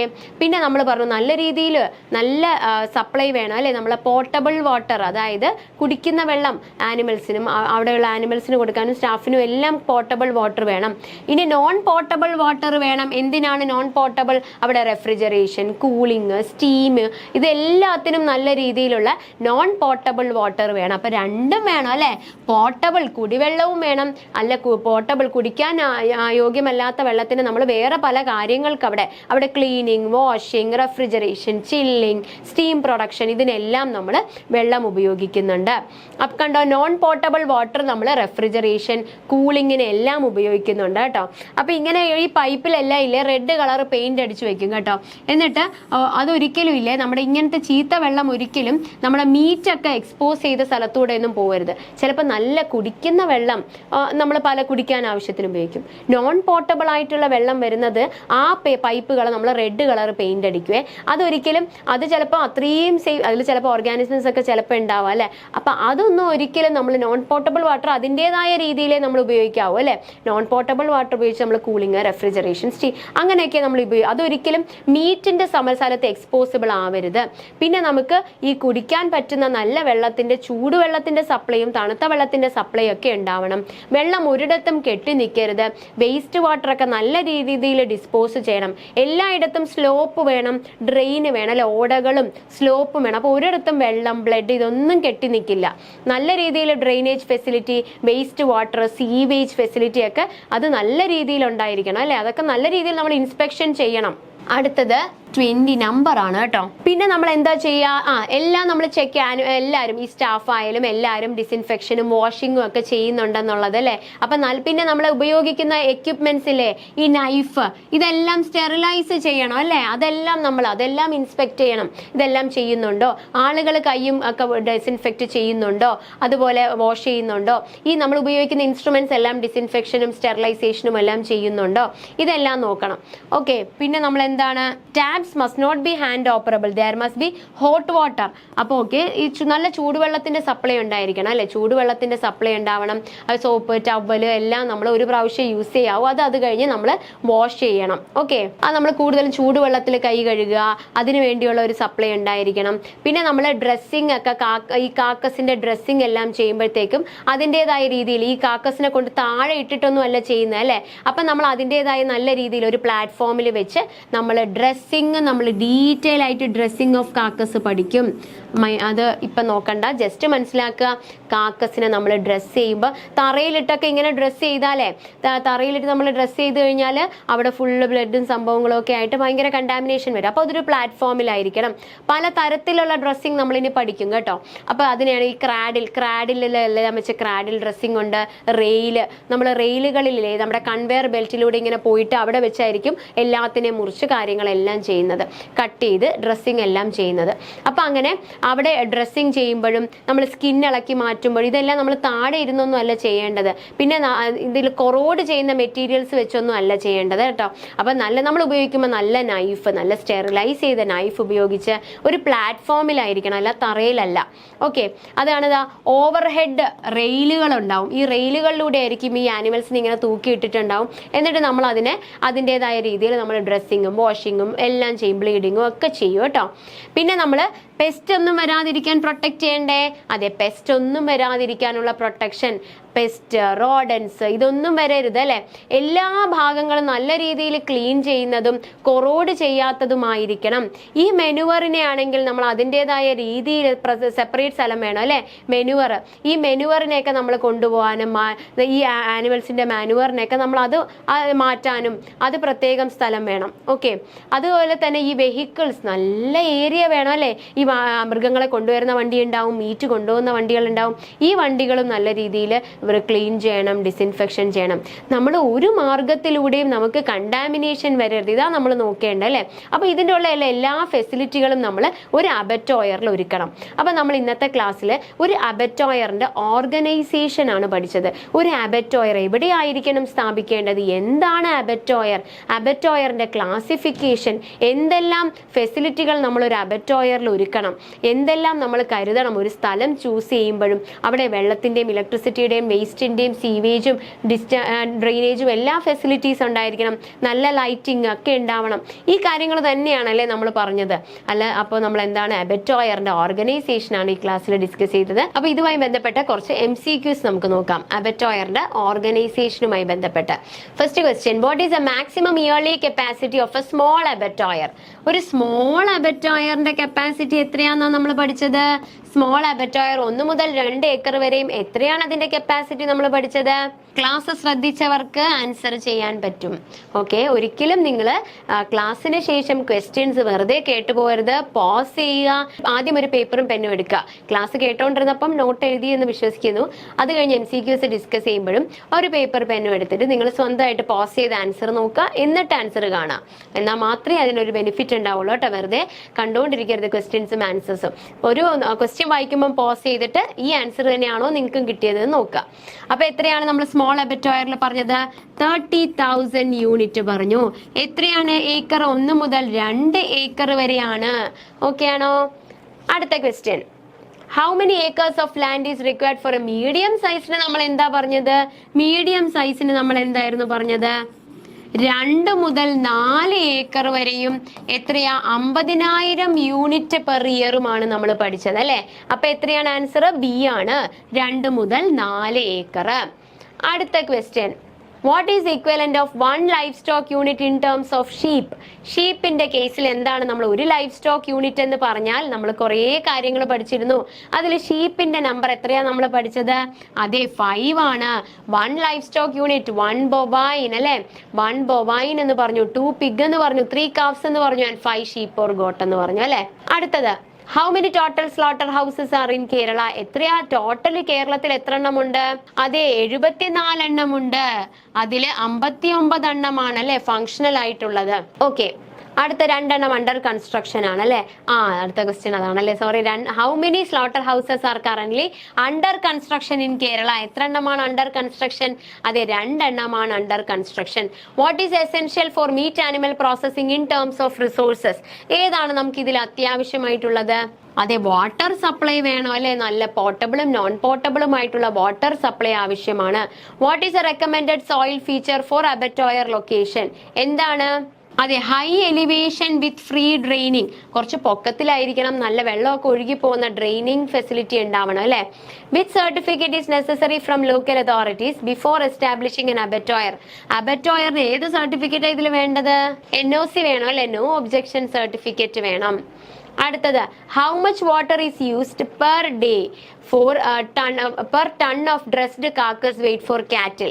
കാറ്റിലിന്റെ 1 ടണ്ണ് കാക്കസിന് നമ്മൾ എത്ര വെള്ളം വേണം അത് ക്ലീൻ ചെയ്യാനായിട്ട്? എത്ര വെള്ളം വേണം? അതെ, 1000 ലിറ്റർ അല്ലെ, 1000 ലിറ്റർ വേണം. അടുത്തത് സ്റ്റേറ്റ്മെന്റ് വൈസ് ക്വസ്റ്റ്യൻസ് ആണ്. Which of the following statements are correct? Statement wise questions നിങ്ങൾ കാണുമ്പോൾ എങ്ങനെയാണ് നിങ്ങൾ ചെയ്യേണ്ടത്? ആദ്യം നിങ്ങൾ എന്താ ചെയ്യുക? ആദ്യം നിങ്ങൾ ക്വസ്റ്റ്യനിൽ ചോദിച്ചിരിക്കുന്നത് കറക്റ്റ് ആണെങ്കിൽ കറക്റ്റ് എന്ന് എഴുതുക, ഇൻകറക്റ്റ് ആണെങ്കിൽ ഇൻകറക്റ്റ് എന്ന് എഴുതുക. അത് ഓർക്കണേ. എന്നിട്ട് നമ്മളിപ്പോൾ എത്രയാ ഇവിടെ എത്ര എണ്ണം ഉണ്ട്? 3 നമ്പർ ഉണ്ട്. ഈ 3 നമ്പറും ഇടുക. എന്നിട്ട് നമ്മൾ ഓരോ സ്റ്റേറ്റ്മെന്റ് വായിച്ചിട്ട് കറക്റ്റ് ആണെന്ന് തോന്നിയാൽ കറക്റ്റ് ഇടുക, റോങ് ആണെന്ന് തോന്നിയാൽ റോങ് ഇടുക. രണ്ടാമത്തെ സ്റ്റേറ്റ്മെന്റ് വായിച്ചിട്ട് അത് കറക്റ്റ് ഇടുക അല്ലെങ്കിൽ റോങ് ഇടുക. മൂന്നാമത്തെ സ്റ്റേറ്റ്മെന്റും വായിച്ചിട്ട് കറക്റ്റോ റോങ് ഇടുക. ഇതിനുശേഷം നിങ്ങൾ മുകളിൽ എഴുതി വെച്ചിരിക്കുന്നത് കറക്റ്റ് ആണ് എഴുതി വെച്ചിരിക്കുന്നതെങ്കിൽ എത്ര അടുത്ത് ടിക്ക് വന്നിട്ടുണ്ടെന്ന് നോക്കുക, ഇൻകറക്റ്റ് ആണെങ്കിൽ എത്ര അടുത്ത് റോങ് വന്നിട്ടുണ്ടെന്ന് നോക്കുക. ഇങ്ങനെ തന്നെ എഴുതാൻ ശ്രമിക്കുക. കാരണം നമ്മൾ ഇപ്പൊ തന്നെ സ്റ്റേറ്റ്മെന്റ് വൈസ് ക്വസ്റ്റ്യൻസ് ഇങ്ങനെ നമ്മൾ അറ്റംപ്റ്റ് ചെയ്ത് കഴിഞ്ഞാൽ എക്സാം ഹാളിൽ വെച്ചുള്ള മിസ്റ്റേക്കുകൾ അവോയ്ഡ് ചെയ്യാൻ പറ്റും. കാരണം എക്സാം ഹാളിലെ ടെൻഷനും കൂടെ വരുമ്പോൾ നമ്മൾ ഒരു സ്റ്റേറ്റ്മെന്റ് വായിച്ചു, 2 വായിച്ചു, മൂന്നാമത്തെ സ്റ്റേറ്റ്മെന്റ് ഒക്കെ എത്തുമ്പോൾ ആദ്യത്തേത് കറക്റ്റ് ആയിരുന്നോ റോങ് ആയിരുന്നോ എന്ന് നമുക്ക് മറന്നു പോകും. വീണ്ടും നമ്മൾ വായിക്കേണ്ടി വരും. അത് കഴിഞ്ഞ് നാലാമത്തെ എത്തുമ്പോൾ വീണ്ടും മറന്നു പോകും, നമ്മൾ വീണ്ടും വായിക്കേണ്ടി വരും. അപ്പൊ നമ്മൾ ആ ടെൻഷനിൽ ഇരിക്കുമ്പോൾ നമുക്ക് അപ്പൊ എത്ര ടൈം പോവാൻ നോക്കും ഒരു സ്റ്റേറ്റ്മെന്റ് ക്വസ്റ്റ്യൻസ്. അപ്പൊ നമുക്ക് അത് ബാക്കി ക്വസ്റ്റ്യൻ ചെയ്ത് തീർക്കാനുള്ള സമയമൊന്നും ചിലപ്പോൾ കിട്ടിയെന്ന് വരില്ല. അതുകൊണ്ടാണ് നമ്മൾ ഇപ്പൊ തന്നെ ഏതൊരു ടോപ്പിക് എടുക്കുമ്പോഴും സ്റ്റേറ്റ്മെന്റ് വൈസ് ക്വസ്റ്റ്യൻസ് കൂടെ പ്രാക്ടീസ് ചെയ്യിക്കുന്നത്. അപ്പൊ അത് നിങ്ങൾ ഇങ്ങനെ തന്നെ ചെയ്യുകയാണെങ്കിൽ നിങ്ങളുടെ ഭാഗത്ത് നമ്മുടെ ടെൻഷൻ കൊണ്ടോ നമ്മുടെ ഒരു ടെൻഷൻ കൊണ്ടും ആ ഒരു സ്പീഡ് കൊണ്ടും ഒന്നും ഒരു മിസ്റ്റേക്കും വരാതിരിക്കാനാണ് നിങ്ങൾ പെട്ടെന്ന് തന്നെ 1 2 3 ഇടുക, ടിക്ക് ഇടുക. അപ്പൊ നമുക്ക് ഒരിക്കലും 3 ആയുമ്പോഴും നമുക്ക് ആദ്യത്തെ സ്റ്റേറ്റ്മെന്റ് നമ്മൾ എന്താ ചെയ്തതെന്ന് അറിയാം. അപ്പൊ നമുക്ക് വീണ്ടും ഒന്ന് വായിക്കേണ്ടതോ കുറെ സമയം അതിന് വേസ്റ്റ് ചെയ്യേണ്ടതോ ഇല്ല. ജസ്റ്റ് ഒന്നുകൂടെ ഒന്ന് നോക്കിയിട്ട് വേണം, ബബിൾ ചെയ്യുന്നതിന് മുന്നേ ജസ്റ്റ് ഒന്ന് നോക്കാം എന്നല്ലാതെ വീണ്ടും കുറെ പ്രാവശ്യം വായിക്കാനും ടെൻഷനും ആവില്ല. അതുകൊണ്ട് സ്റ്റേറ്റ്മെന്റ് വൈസ് ക്വസ്റ്റ്യൻസ് ഇങ്ങനെ തന്നെ ചെയ്യാൻ ശ്രമിക്കുക കേട്ടോ. എല്ലാവരും പേപ്പറും പെന്നും എടുത്ത് സ്റ്റേറ്റ്മെന്റ് വൈസ് ക്വസ്റ്റ്യൻസ് വരുമ്പോൾ ഒന്ന് പോസ് ചെയ്ത് വെച്ച് സ്വന്തമായിട്ട് ഇതുപോലെ ഇരുന്ന് വായിച്ച് ചെയ്തിട്ട് വേണം ആൻസർ കറക്റ്റ് ആണോ നോക്കാൻ. അപ്പൊ നമുക്കിപ്പോ നോക്കാം. Which of the following sentences are correct നമ്മൾ സർക്കിൾ ചെയ്തേ. എന്നിട്ട് നമ്മൾ വായിക്കുകയാണ്. A small abattoir can handle up to 30,000 unit per year. A medium sized abattoir require 6 to 8 acres of land. Private ownership is one of the categories for abattoir. അപ്പൊ നമ്മൾ എന്ത് ചെയ്തു, ഒന്നിട്ടിട്ട് ഒന്നാമത്തെ വായിച്ചപ്പോൾ അത് കറക്റ്റ് ആണോ റോങ് ആണോ? നമുക്ക് തോന്നി കറക്റ്റ് ആണെന്ന് തോന്നി, അത് ടിക്ക് ഇട്ടു. രണ്ടാമത്തെ സ്റ്റേറ്റ്മെന്റ് വായിച്ചു. അപ്പൊ നമുക്ക് നോക്കിയപ്പോൾ 6 മുതൽ 8 ഏക്കർ ആണോ? അല്ല അല്ലെ. അപ്പൊ നമുക്കത് റോങ് ആണെന്ന് തോന്നി, റോങ് ഇട്ടു. മൂന്നാമത്തെ സ്റ്റേറ്റ്മെന്റ് ടിക്ക് ഇട്ടു. പിന്നെ നമ്മൾ എൻസർക്കിൾ ചെയ്തത് ഏതാ നോക്കി, കറക്റ്റ് ആണ് എൻസർക്കിൾ ചെയ്തത് അല്ലെ. ഇവിടെ കറക്റ്റ് ആയിട്ട് ടിക്ക് ഇട്ടത് ഏതാ? 1 ഉം 3 ഉം. അപ്പൊ നമ്മുടെ ആൻസർ ഏതാ വരേണ്ടത്? അതെ, 1 ഉം 3 ഉം. അങ്ങനെയാണ് നമ്മൾ സ്റ്റേറ്റ്മെന്റ് വൈസ് ക്വസ്റ്റ്യൻസ് ചെയ്യേണ്ടത്. ഓക്കെ, ഇത് കേൾക്കുമ്പോൾ ചിലർക്ക് തോന്നും ഇത്രേന്റെ ആവശ്യമുണ്ടോ പെട്ടെന്ന്. പക്ഷെ നമ്മൾ മിസ്റ്റേക്ക്, എക്സാം ഹാളിലെ മിസ്റ്റേക്ക് അവോയ്ഡ് ചെയ്യാൻ, കെയർഫുൾ ആക്കാനും വേണ്ടിയാണ് നമ്മൾ ഇങ്ങനെ പറഞ്ഞു തരുന്നത്. അപ്പൊ ഇങ്ങനെ ചെയ്യുമ്പോൾ നിങ്ങൾക്ക് ഒരു മിസ്റ്റേക്കും വരില്ല. നമ്മുടെ ടൈം കൺസ്യൂം ചെയ്യാം, നമുക്ക് ഫസ്റ്റ് ഓഫ് ഓൾ റോങ് ആവില്ല, മിസ്റ്റേക്കുകൾ പറ്റുന്നില്ല കേട്ടോ. അപ്പൊ ഇങ്ങനെ ഒന്ന് ചെയ്യാൻ ശ്രമിച്ചു നോക്കുക. ഓക്കെ, അടുത്ത question. Which of the following sentences are correct. അപ്പൊ നമ്മൾ കറക്റ്റ് സർക്കിൾ ചെയ്തേ. ഇനി ഓരോന്നായിട്ട് വായിക്കാൻ പോവാണ് കേട്ടോ. ഓരോന്ന് വായിച്ച് ടിക്ക് ഓർ റോങ് ഇടുക. ആദ്യത്തെ statement. An abattoir needs to consider separate route for stock and meat vehicles to manage smell and noise complaints. Changing rooms for employees should open directly onto workrooms for ease of access. An abattoir requires separate rooms for storage of fat and hide which are not removed on the day of slaughter. There are 2 slaughterhouses under construction in Kerala as of the latest data. അപ്പൊ ഇതിൽ നമുക്ക് ഏതൊക്കെയാ correct തോന്നിയത്? 1 correct ആണ്, പിന്നെ 3 correct ആണ്, 4 correct ആണ്, 2 wrong ആണ് അല്ലെ. ഓക്കെ, അപ്പൊ എന്താണ്? അപ്പൊ നമുക്ക് കറക്റ്റ് ആയിട്ട് വന്നത് 1 ഉം 3 ഉം 4 ഉം ആണ്. അപ്പൊ നമ്മുടെ കറക്റ്റ് സ്റ്റെപ്പ് എന്താ നോക്കേണ്ടത്? അപ്പൊ നമ്മൾ സ്റ്റേറ്റ്മെന്റ് വായിച്ചപ്പോൾ കറക്റ്റ് സെപ്പറേറ്റ് റൂമുകൾ വേണം. ചേഞ്ചിങ് റൂമുകളും അതും അടുത്തൊന്നും അല്ല. അത് open directly to work room എന്നുള്ള അങ്ങനെ ഒരു കൺസെപ്റ്റ് ഉണ്ടോ? അങ്ങനെ ഒന്നുമില്ല. ചേഞ്ചിങ് റൂംസ് ഒരിക്കലും ഡയറക്ട്ലി ഓപ്പൺ ചെയ്യണം എന്നൊന്നുമില്ല. പിന്നെ എന്താണ്? എല്ലാത്തിനും സെപ്പറേറ്റ് റൂമുകൾ വേണം. ഫാറ്റ്, ഹൈഡ്, ഗട്ട് എല്ലാത്തിനും സെപ്പറേറ്റ് റൂമുകൾ ഉണ്ടെന്ന് നമുക്കറിയാം. അണ്ടർ കൺസ്ട്രക്ഷനിൽ 2 അബറ്റോയർ ഉണ്ടെന്ന് നമുക്കറിയാം. അപ്പൊ കറക്റ്റ് ആയിട്ടുള്ള സ്റ്റേറ്റ്മെന്റ് നമുക്ക് തോന്നിയത് 1 ഉം 3 ഉം 4 ആണ്. അപ്പൊ സ്റ്റേറ്റ്മെന്റിൽ അത് വന്നത് സി ഓപ്ഷൻ ആണ്. അപ്പൊ നമ്മൾ സി ഓപ്ഷൻ ആയിരിക്കും ബബിൾ ചെയ്യുക. ഓക്കെ ആണോ? അപ്പൊ നമ്മൾ ഇന്നത്തെ ക്ലാസ്സിൽ അബറ്റോയറാണ് പഠിച്ചത് അല്ലെ. അബറ്റോയറിന്റെ ഓർഗനൈസേഷന്റെ ഒരു ഫസ്റ്റ് ക്ലാസ് ആണ്. ഓക്കെ, ഇതിന്റെ കണ്ടിന്യൂവേഷൻ നമുക്ക് അടുത്ത ക്ലാസ്സിൽ ഡിസ്കസ് ചെയ്യാം. ഓക്കെ, അപ്പൊ ഇതുപോലെ ഇമ്പോർട്ടന്റ് ടോപ്പിക്കുമായിട്ട് നമുക്ക് നെക്സ്റ്റ് ക്ലാസ്സിൽ മീറ്റ് ചെയ്യാം. താങ്ക്